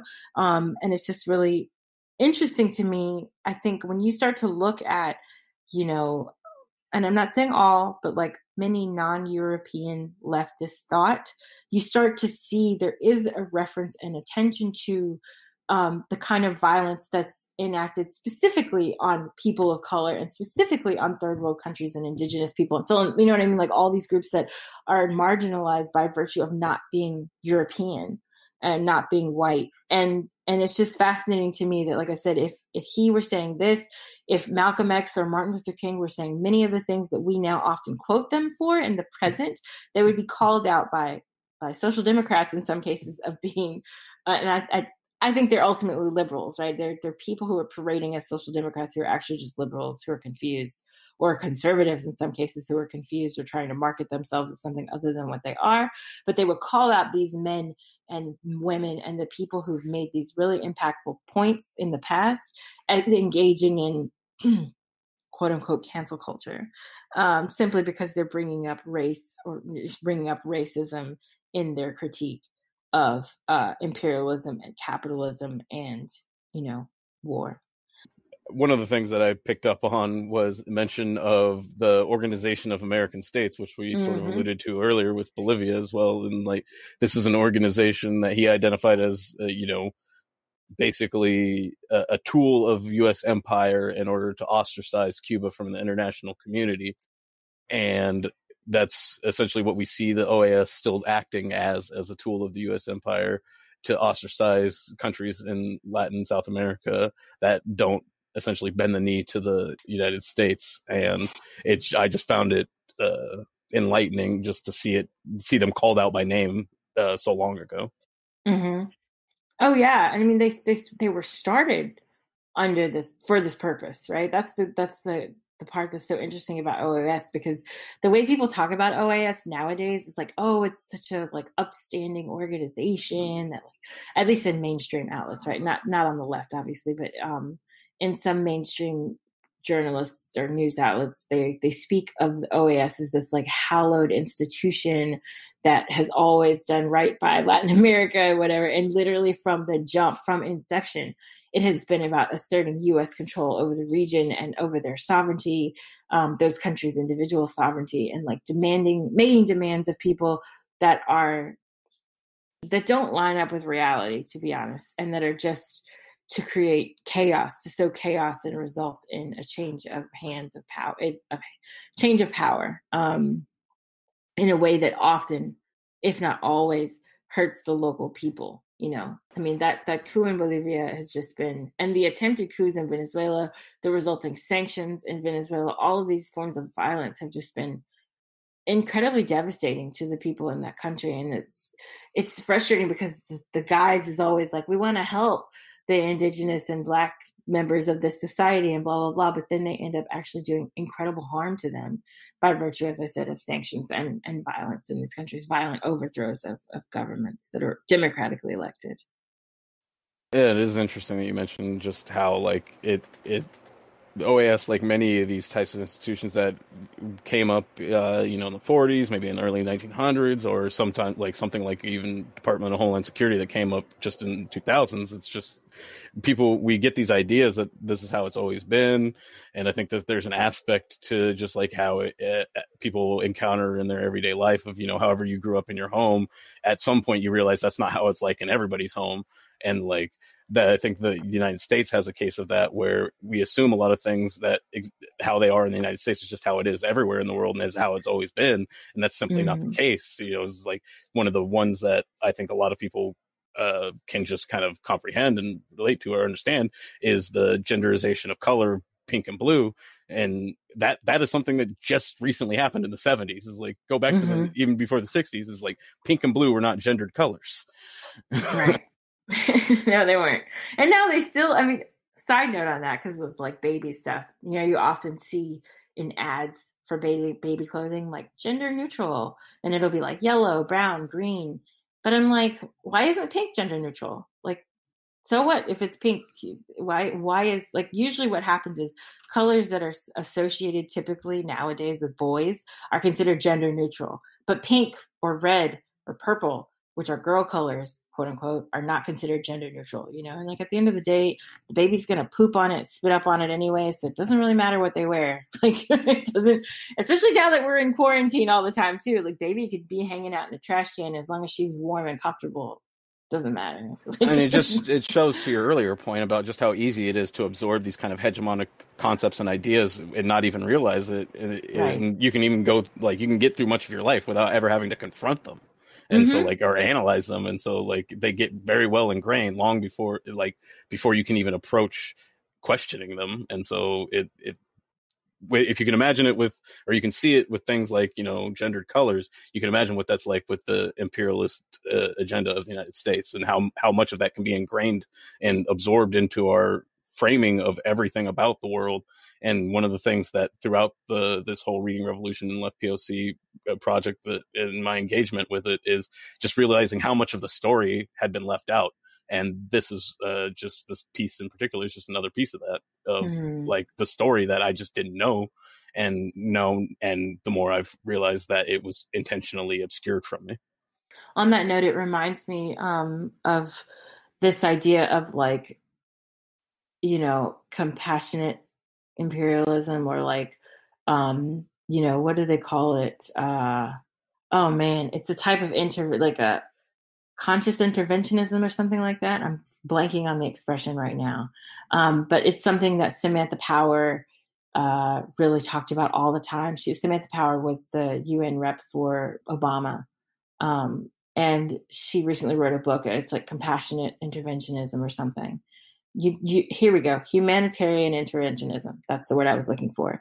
And this idea that you can invade a country, destroy that country, supposedly on behalf of, say, ethnic minorities in that country, or women in that country, or fill in the blank, to quote unquote free them from their leader that, again, they democratically elected. But that aside, it's something that's become the norm. And so that's what further complicates talking about, imperialism in this day and age, because oftentimes imperialism is reframed as something that's beneficial to the receiving population that's being attacked.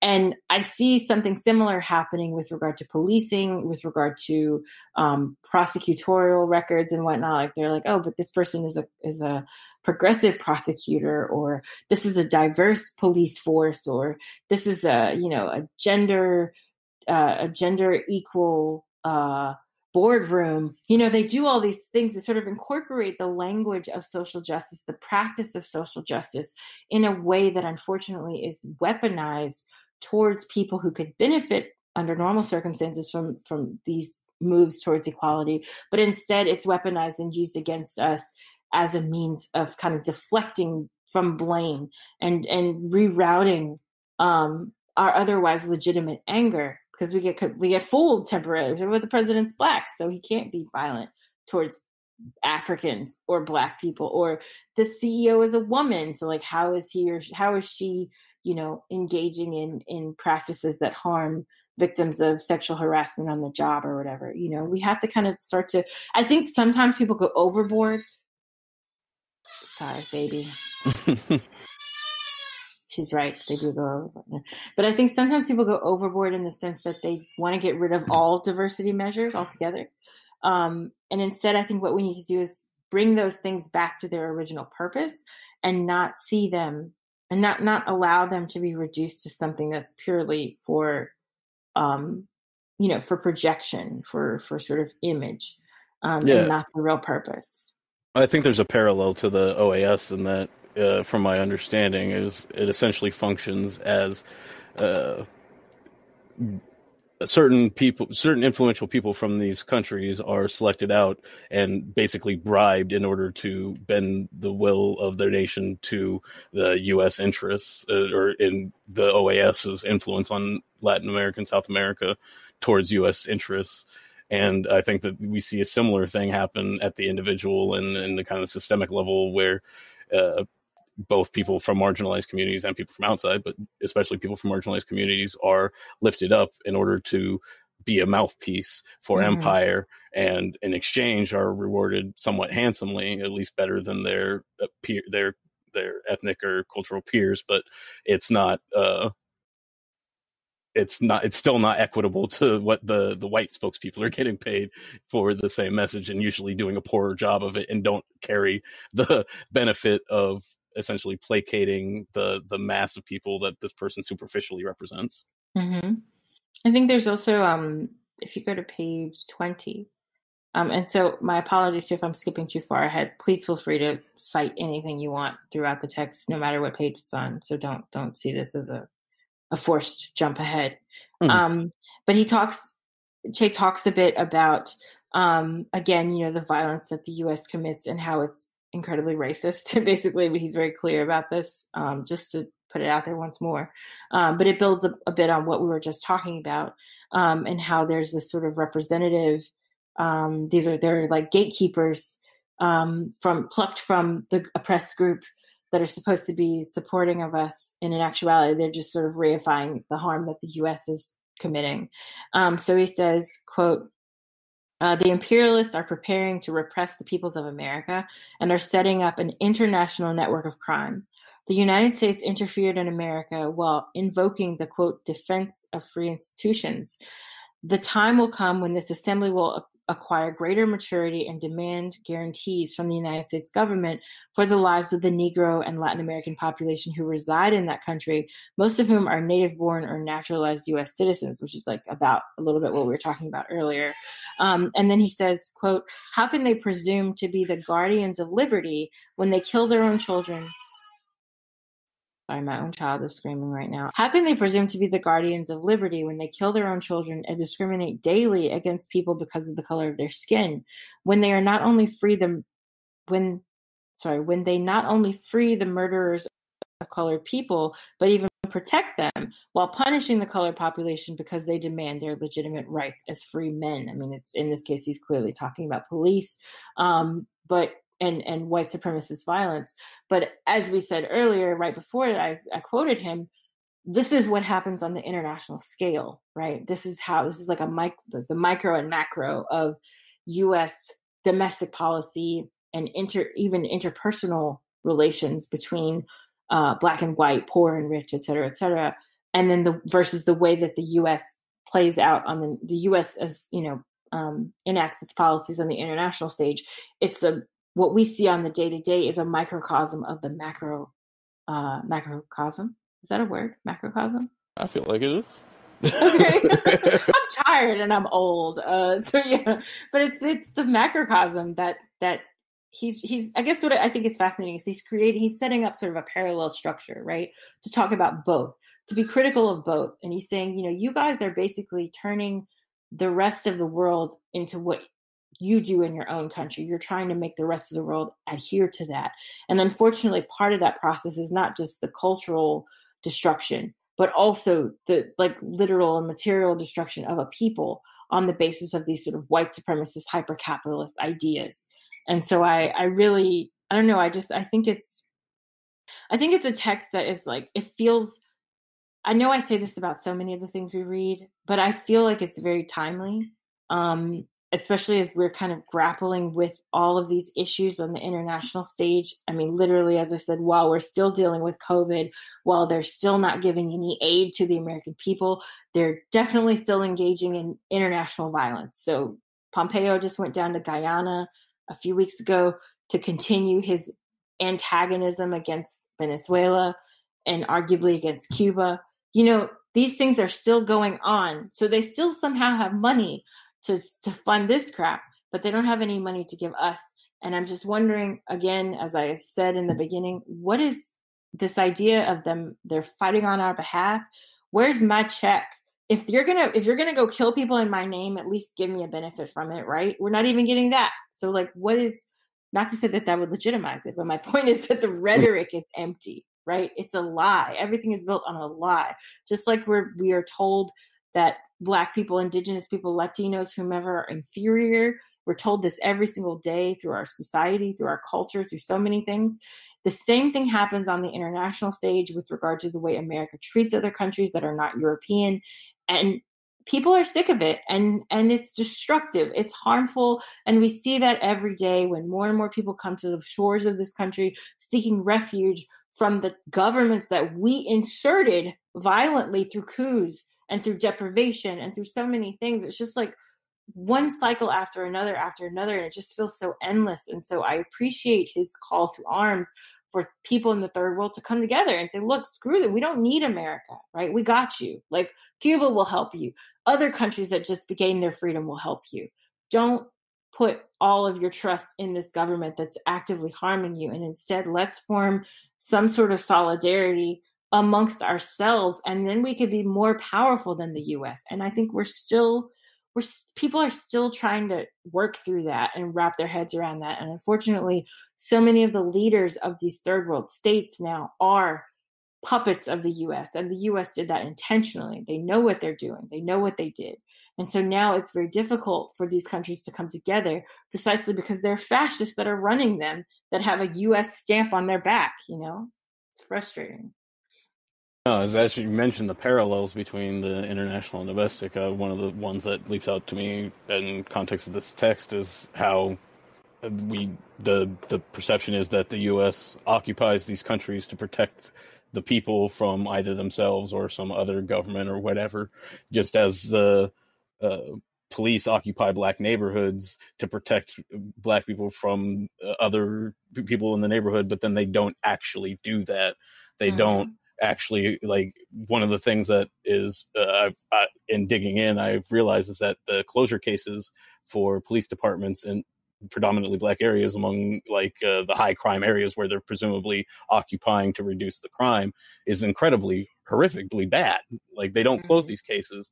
And one of the things that I've learned from social science is that while, we tend to go for stricter or more harsher penalties, that doesn't actually, the science doesn't bear out that impacts, that reduces crime. What reduces crime is being held accountable and being caught.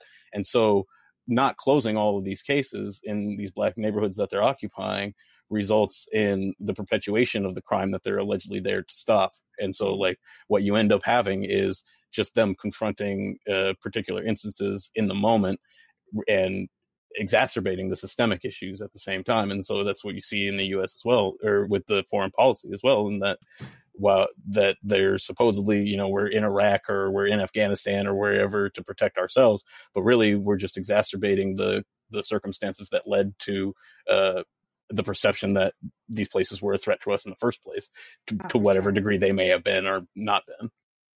Yeah, absolutely.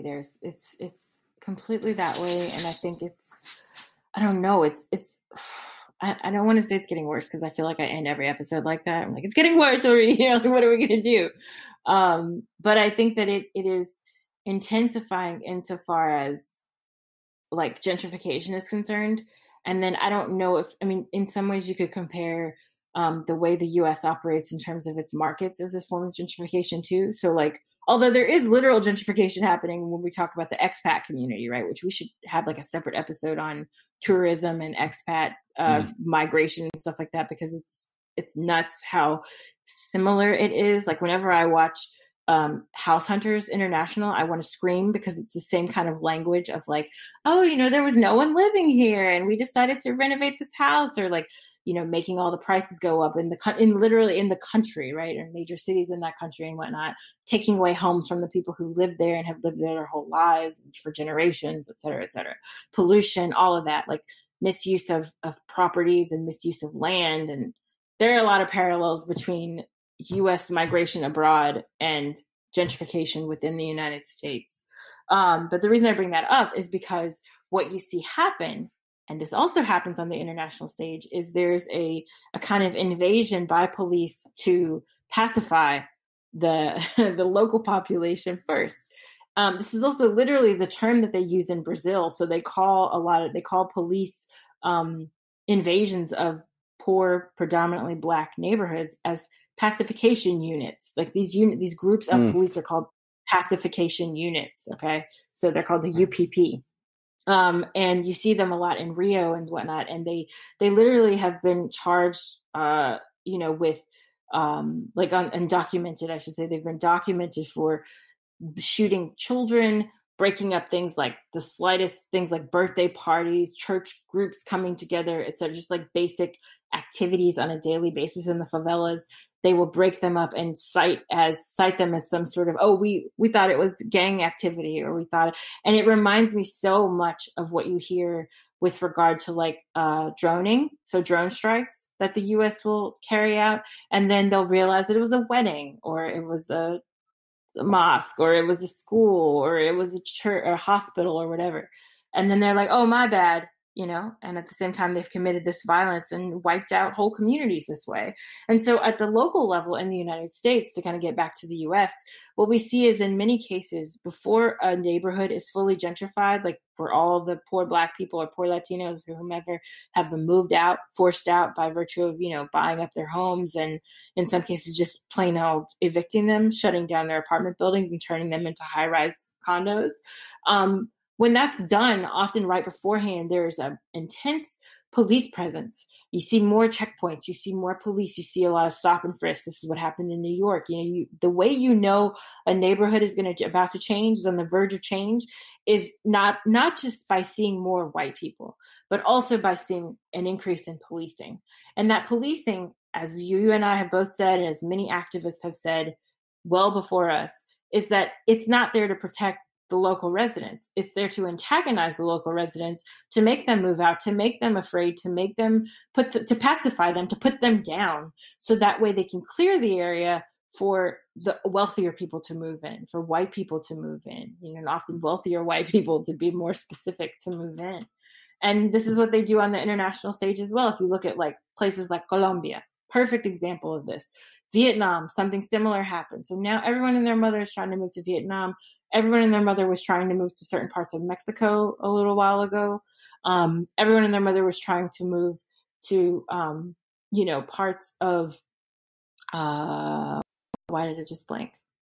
I just forgot the other countries I mentioned, but they try to move to these countries where the U.S. has enacted pretty direct violence. And it's as if, to clear out the land, to take the land, on the basis of supposedly fixing other things. So like the drug war, for example, is a very clear example of this. Let's clear out all of northern Mexico on the basis of drug wars. And now half of northern Mexico is it's white retirees from the United States living there. It's not a coincidence. And I reluctantly use pop culture references here, but RoboCop was kind of about this. I mean, the part of the preceding step to that gentrification is the criminalization and the driving down of property values of the people that are there, so that then the people that are coming in to gentrify are also getting a swinging deal on the properties, because it's been artificially driven down because of the type of antagonization that you described,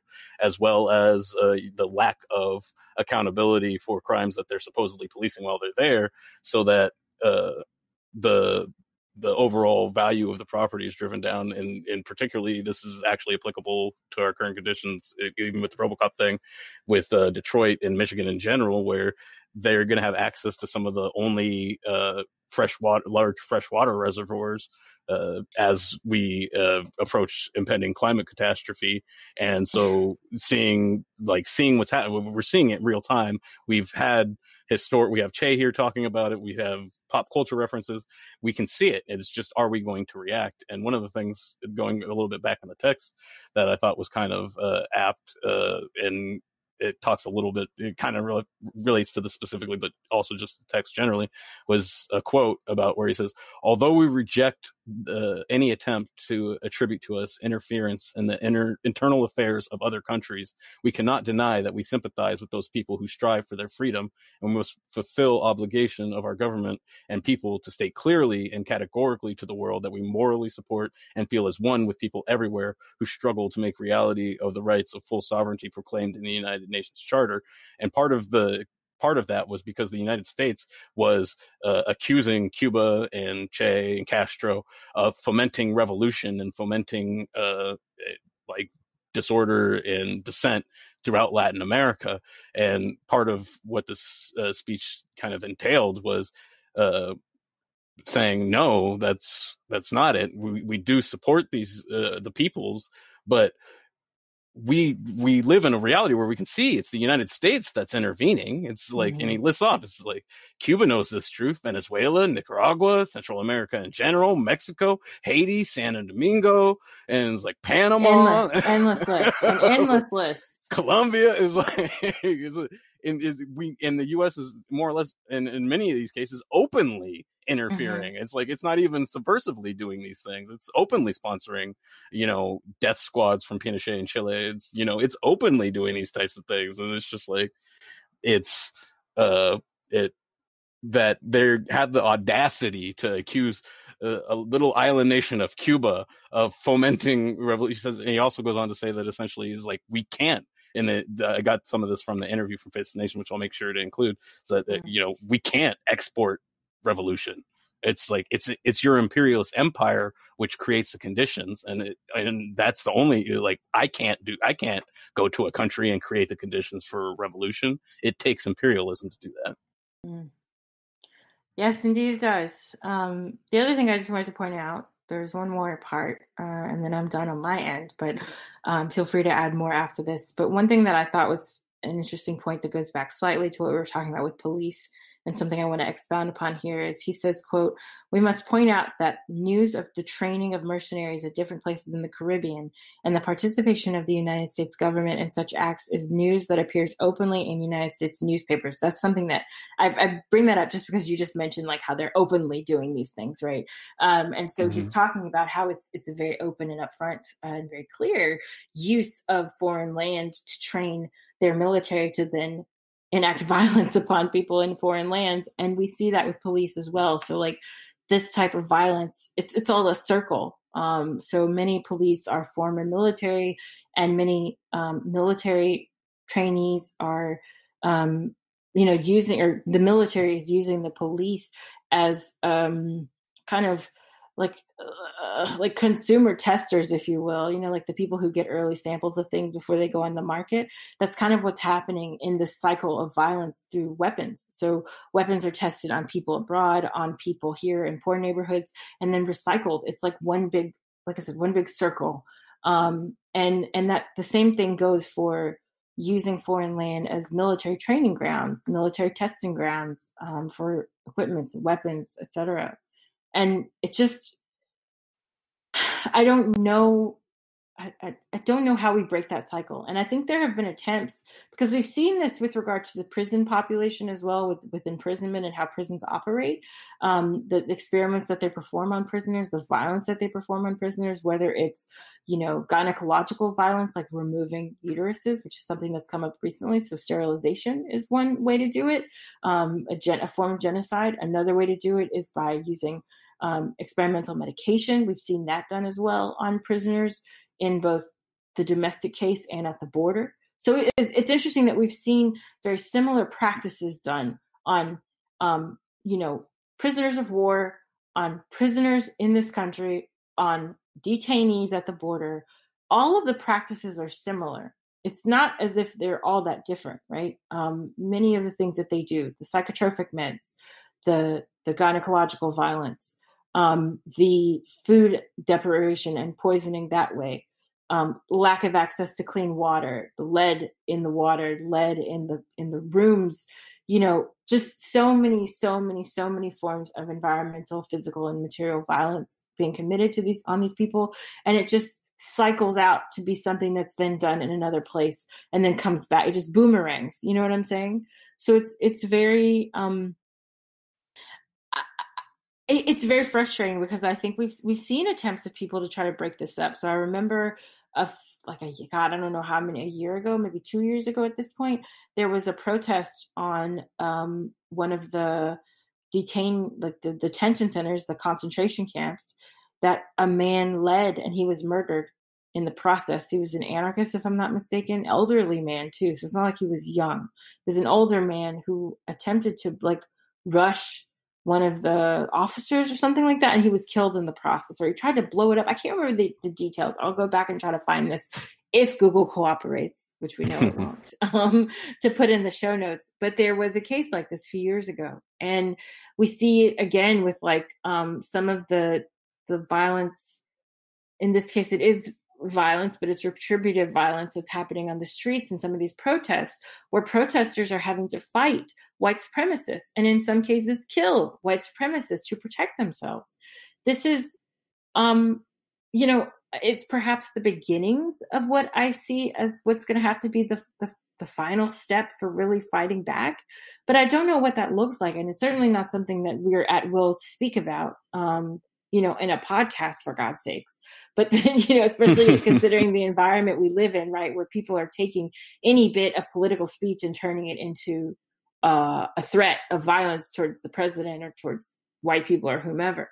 But I think that there's a degree to which we have to get real about what's happening and recognize that, unfortunately, a podcast is not going to solve this problem. An article is not going to solve this problem. A tweet is not going to solve this problem. And we may have to come to terms with the fact that despite all the accolades that nonviolent protest gets, it's not the end all be all to change.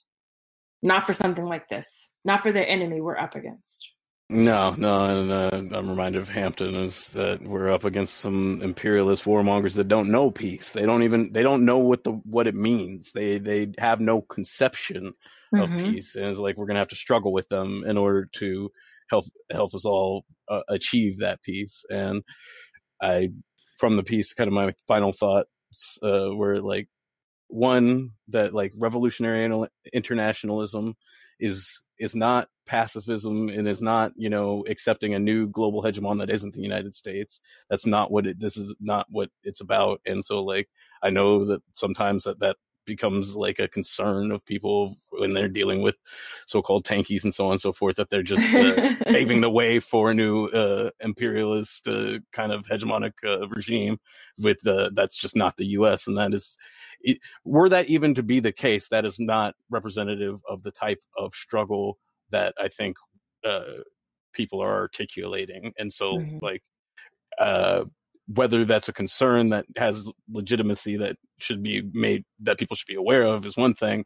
Whether that's a place of criticism that Western white Americans should be making is completely another one, in my opinion, I guess. we have enough problems of our own to deal with, that once we've eliminated the United States imperialist agenda, then we can worry about what the other agendas are. And we can safely presume that the communists in those countries and the socialists in those countries are also concerned with those issues and probably have a much better kind of understanding and grasp and context of those issues than we do over here, inundated with constant propaganda that is explicitly designed to make us think and feel the things that some of these Western leftists are expressing when concerns about other powers pop up. Anyway, sorry about that. Right? You're accurate. That.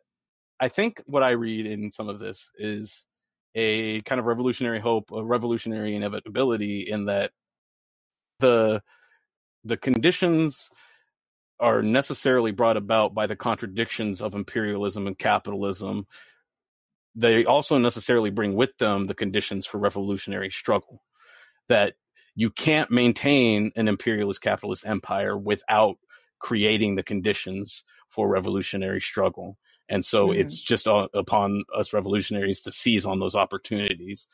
and when they arrive, and not try to force them per se. Like, I'm not an accelerationist or anything, but to recognize when they're happening and to seize on those opportunities. And then I guess lastly, it's just that I know for me, and I'm sure for others, it's easy to get kind of overwhelmed by the the kind of ominous and vast nature of revolutionary politics and what that means to our lives individually, and what that means to the people that we care about around us, and what that means to people around the world that are suffering under imperialism and capitalism and so forth. But I'm reminded, it's like Hampton and MLK and others have talked about kind of a proverbial mountaintop, and I'm just reminded that you get there one step at a time, and we're not going to get dropped off at the mountaintop. The U.S. military, they're not going to airlift us to the top of the mountaintop. It's going to be one step at a time. And so while that doesn't mean that we take incremental, kind of reform as, acceptable and so on and so forth, but it does mean that it's going to be one step at a time that we're going to progress through this, and that's going to encompass non-reformist reforms. It's going to encompass revolutionary struggles. It's going to encompass sometimes violence. Like, we have a labor history in the United States that we can reference where people were beat to death in the streets for wanting weekends or 40-hour work weeks, or to not be chained into buildings and burned alive. Like, they had to fight to the death for those things. And there were plenty of one percenters that were willing to pay the rest of the population that maybe was a fence sitter or didn't like something that was said to them by somebody that worked at a factory one time, and is more than willing to pick up a club or a gun and beat and kill the people that are fighting for the basic worker rights that even parts of the rest of the world had recognized, and the United States was behind it. And this is so, like, the idea that we're going to impede and stop the U.S.'s imperialist agenda without them violently resisting seems naive. Yes, naive is a good word for it. And I certainly appreciate the words from people like Che Guevara and others whom we've read, who basically are very clear that that's not always going to be the answer. That's certainly a part of the process, and definitely a way to influence people and get them on board with you. But at the end of the day, a struggle is a struggle, and it's not going to take place just, through these incredibly passive means. That's not how struggle works. It's just not. Even revolutionaries leave open the opportunity that if these things could be accomplished without those things, we happily and warmly receive that. Right. Like, we don't want our people to die. We don't want more of our people to die. Why would we want that? We want things to happen peacefully, but the reality is, as we know, and this is a very old phrase, common, we've heard it over and over, but like, power doesn't concede without a fight. Like, it's just not going to happen. So. Yeah, it's not a sadomasochistic kind of thing where we want to inflict harm on ourselves, or masochistic where we want to harm other people. We want peace. We just understand what it's going to take to get it. Yes, and on that note, I need to get some sleep. Absolutely. Or I'm going to be at war with myself tomorrow. But but I really appreciate you coming on again, as always, as co-host and fellow host in particular of Reading Revolution, the sub-series of Left Pocket Project, where we read and discuss the work written by and or that inspired leftists of color. So thanks again, as always, Richard. You're the best. And thank you all for listening. And be sure to check out our Patreon page, which is patreon.com/leftpoc, which is where you can get this reading that we discussed today, as well as many other things, all for free, because we don't believe in paywalls for the democratization of education and dialogue and discussion. We want this process to be open for the public always. So feel free to go there and check out our content. And if you're feeling generous, give us $1 or more. I can't speak today. give us $1 or more per month to help us out. And we just wanted to say, as a side note, or as a relevant note, it's not a side note. I say side note out of habit, but it's not a side note. It's an important, relevant note. Thanks again to all of our donors. Lately, we've gotten a big uptick in our Patreon patrons. So thanks for all the comrades out there who've donated $1 or more each month to the Left Pocket Project. We really appreciate you. And we just want you to know that we're putting your dollars to good use. So they go, as I mentioned before, to web storage, to supporting other podcasters on the left who are often underserved. I mean, I just want to say, like, a lot of podcasts that are really great out there, people are sleeping on or don't donate to, and they're donating to all these big name podcasts that already make $1 bajillion. Take $1 from that and donate it to us or podcasts like us. So we do that. We take some of our funding and we donate it right back into other podcasts. We also are always sure to remunerate our guests and to also make a donation to the organization of their choice. We've got some great orgs that have received funding from us to keep going, especially amid these difficult times, as people keep saying, but they are truly difficult. And especially for NGOs and other organizations that help people who are not getting government aid right now and who definitely need the support. So we really appreciate what you all are able to give, because we then take that and give it back to the community. So yeah, check it out. Also check us out on social media. Richard will be heading up an actual specific Reading Revolution Twitter page in just a little bit. We're going to post more information about that as it becomes available, but I'm looking forward to it. So we'll have it. Reading Revolution is going to have its own Twitter account, which is going to be amazing. And of course, also Left POC will still exist, but we'll be retweeting one another sometimes. And then the last thing I just wanted to say, and of course, Richard, feel free to add whatever you'd like at the end here. But I just, again, like, please take care of yourselves. Please be as safe as humanly possible. Social distance, wear your masks, wear 20 masks. I don't care what you got to do. Just do whatever you need to protect yourself and stay ahead of this government. We recognize that they are not being transparent about a lot of things that are happening, and that we really need to just be 20 steps ahead to keep our health. So please do that. We know that a lot of our listeners are working class, many of them working class people of color who are incredibly vulnerable to many of the things that are happening right now by virtue of economic circumstance. And we just don't want to have any more victims. So please do what you can to protect yourself. I just say, to quote one of my other favorite Shakurs, keep your head up. Oh, sorry, I laughed in the middle of that. But yes, agree, Richard. Agree. Absolutely. We have to have some hope in there somewhere. Mm-hmm. All right. Thanks, y'all. Thanks.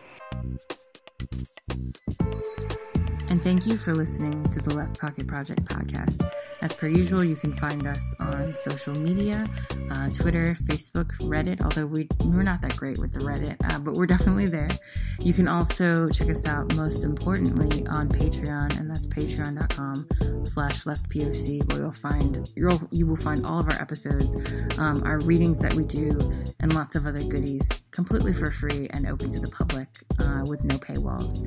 The last thing, just as a reminder to definitely check us out, of course, wherever you get your podcasts. Tell a friend, tell a family member, and have a good one. Stay safe.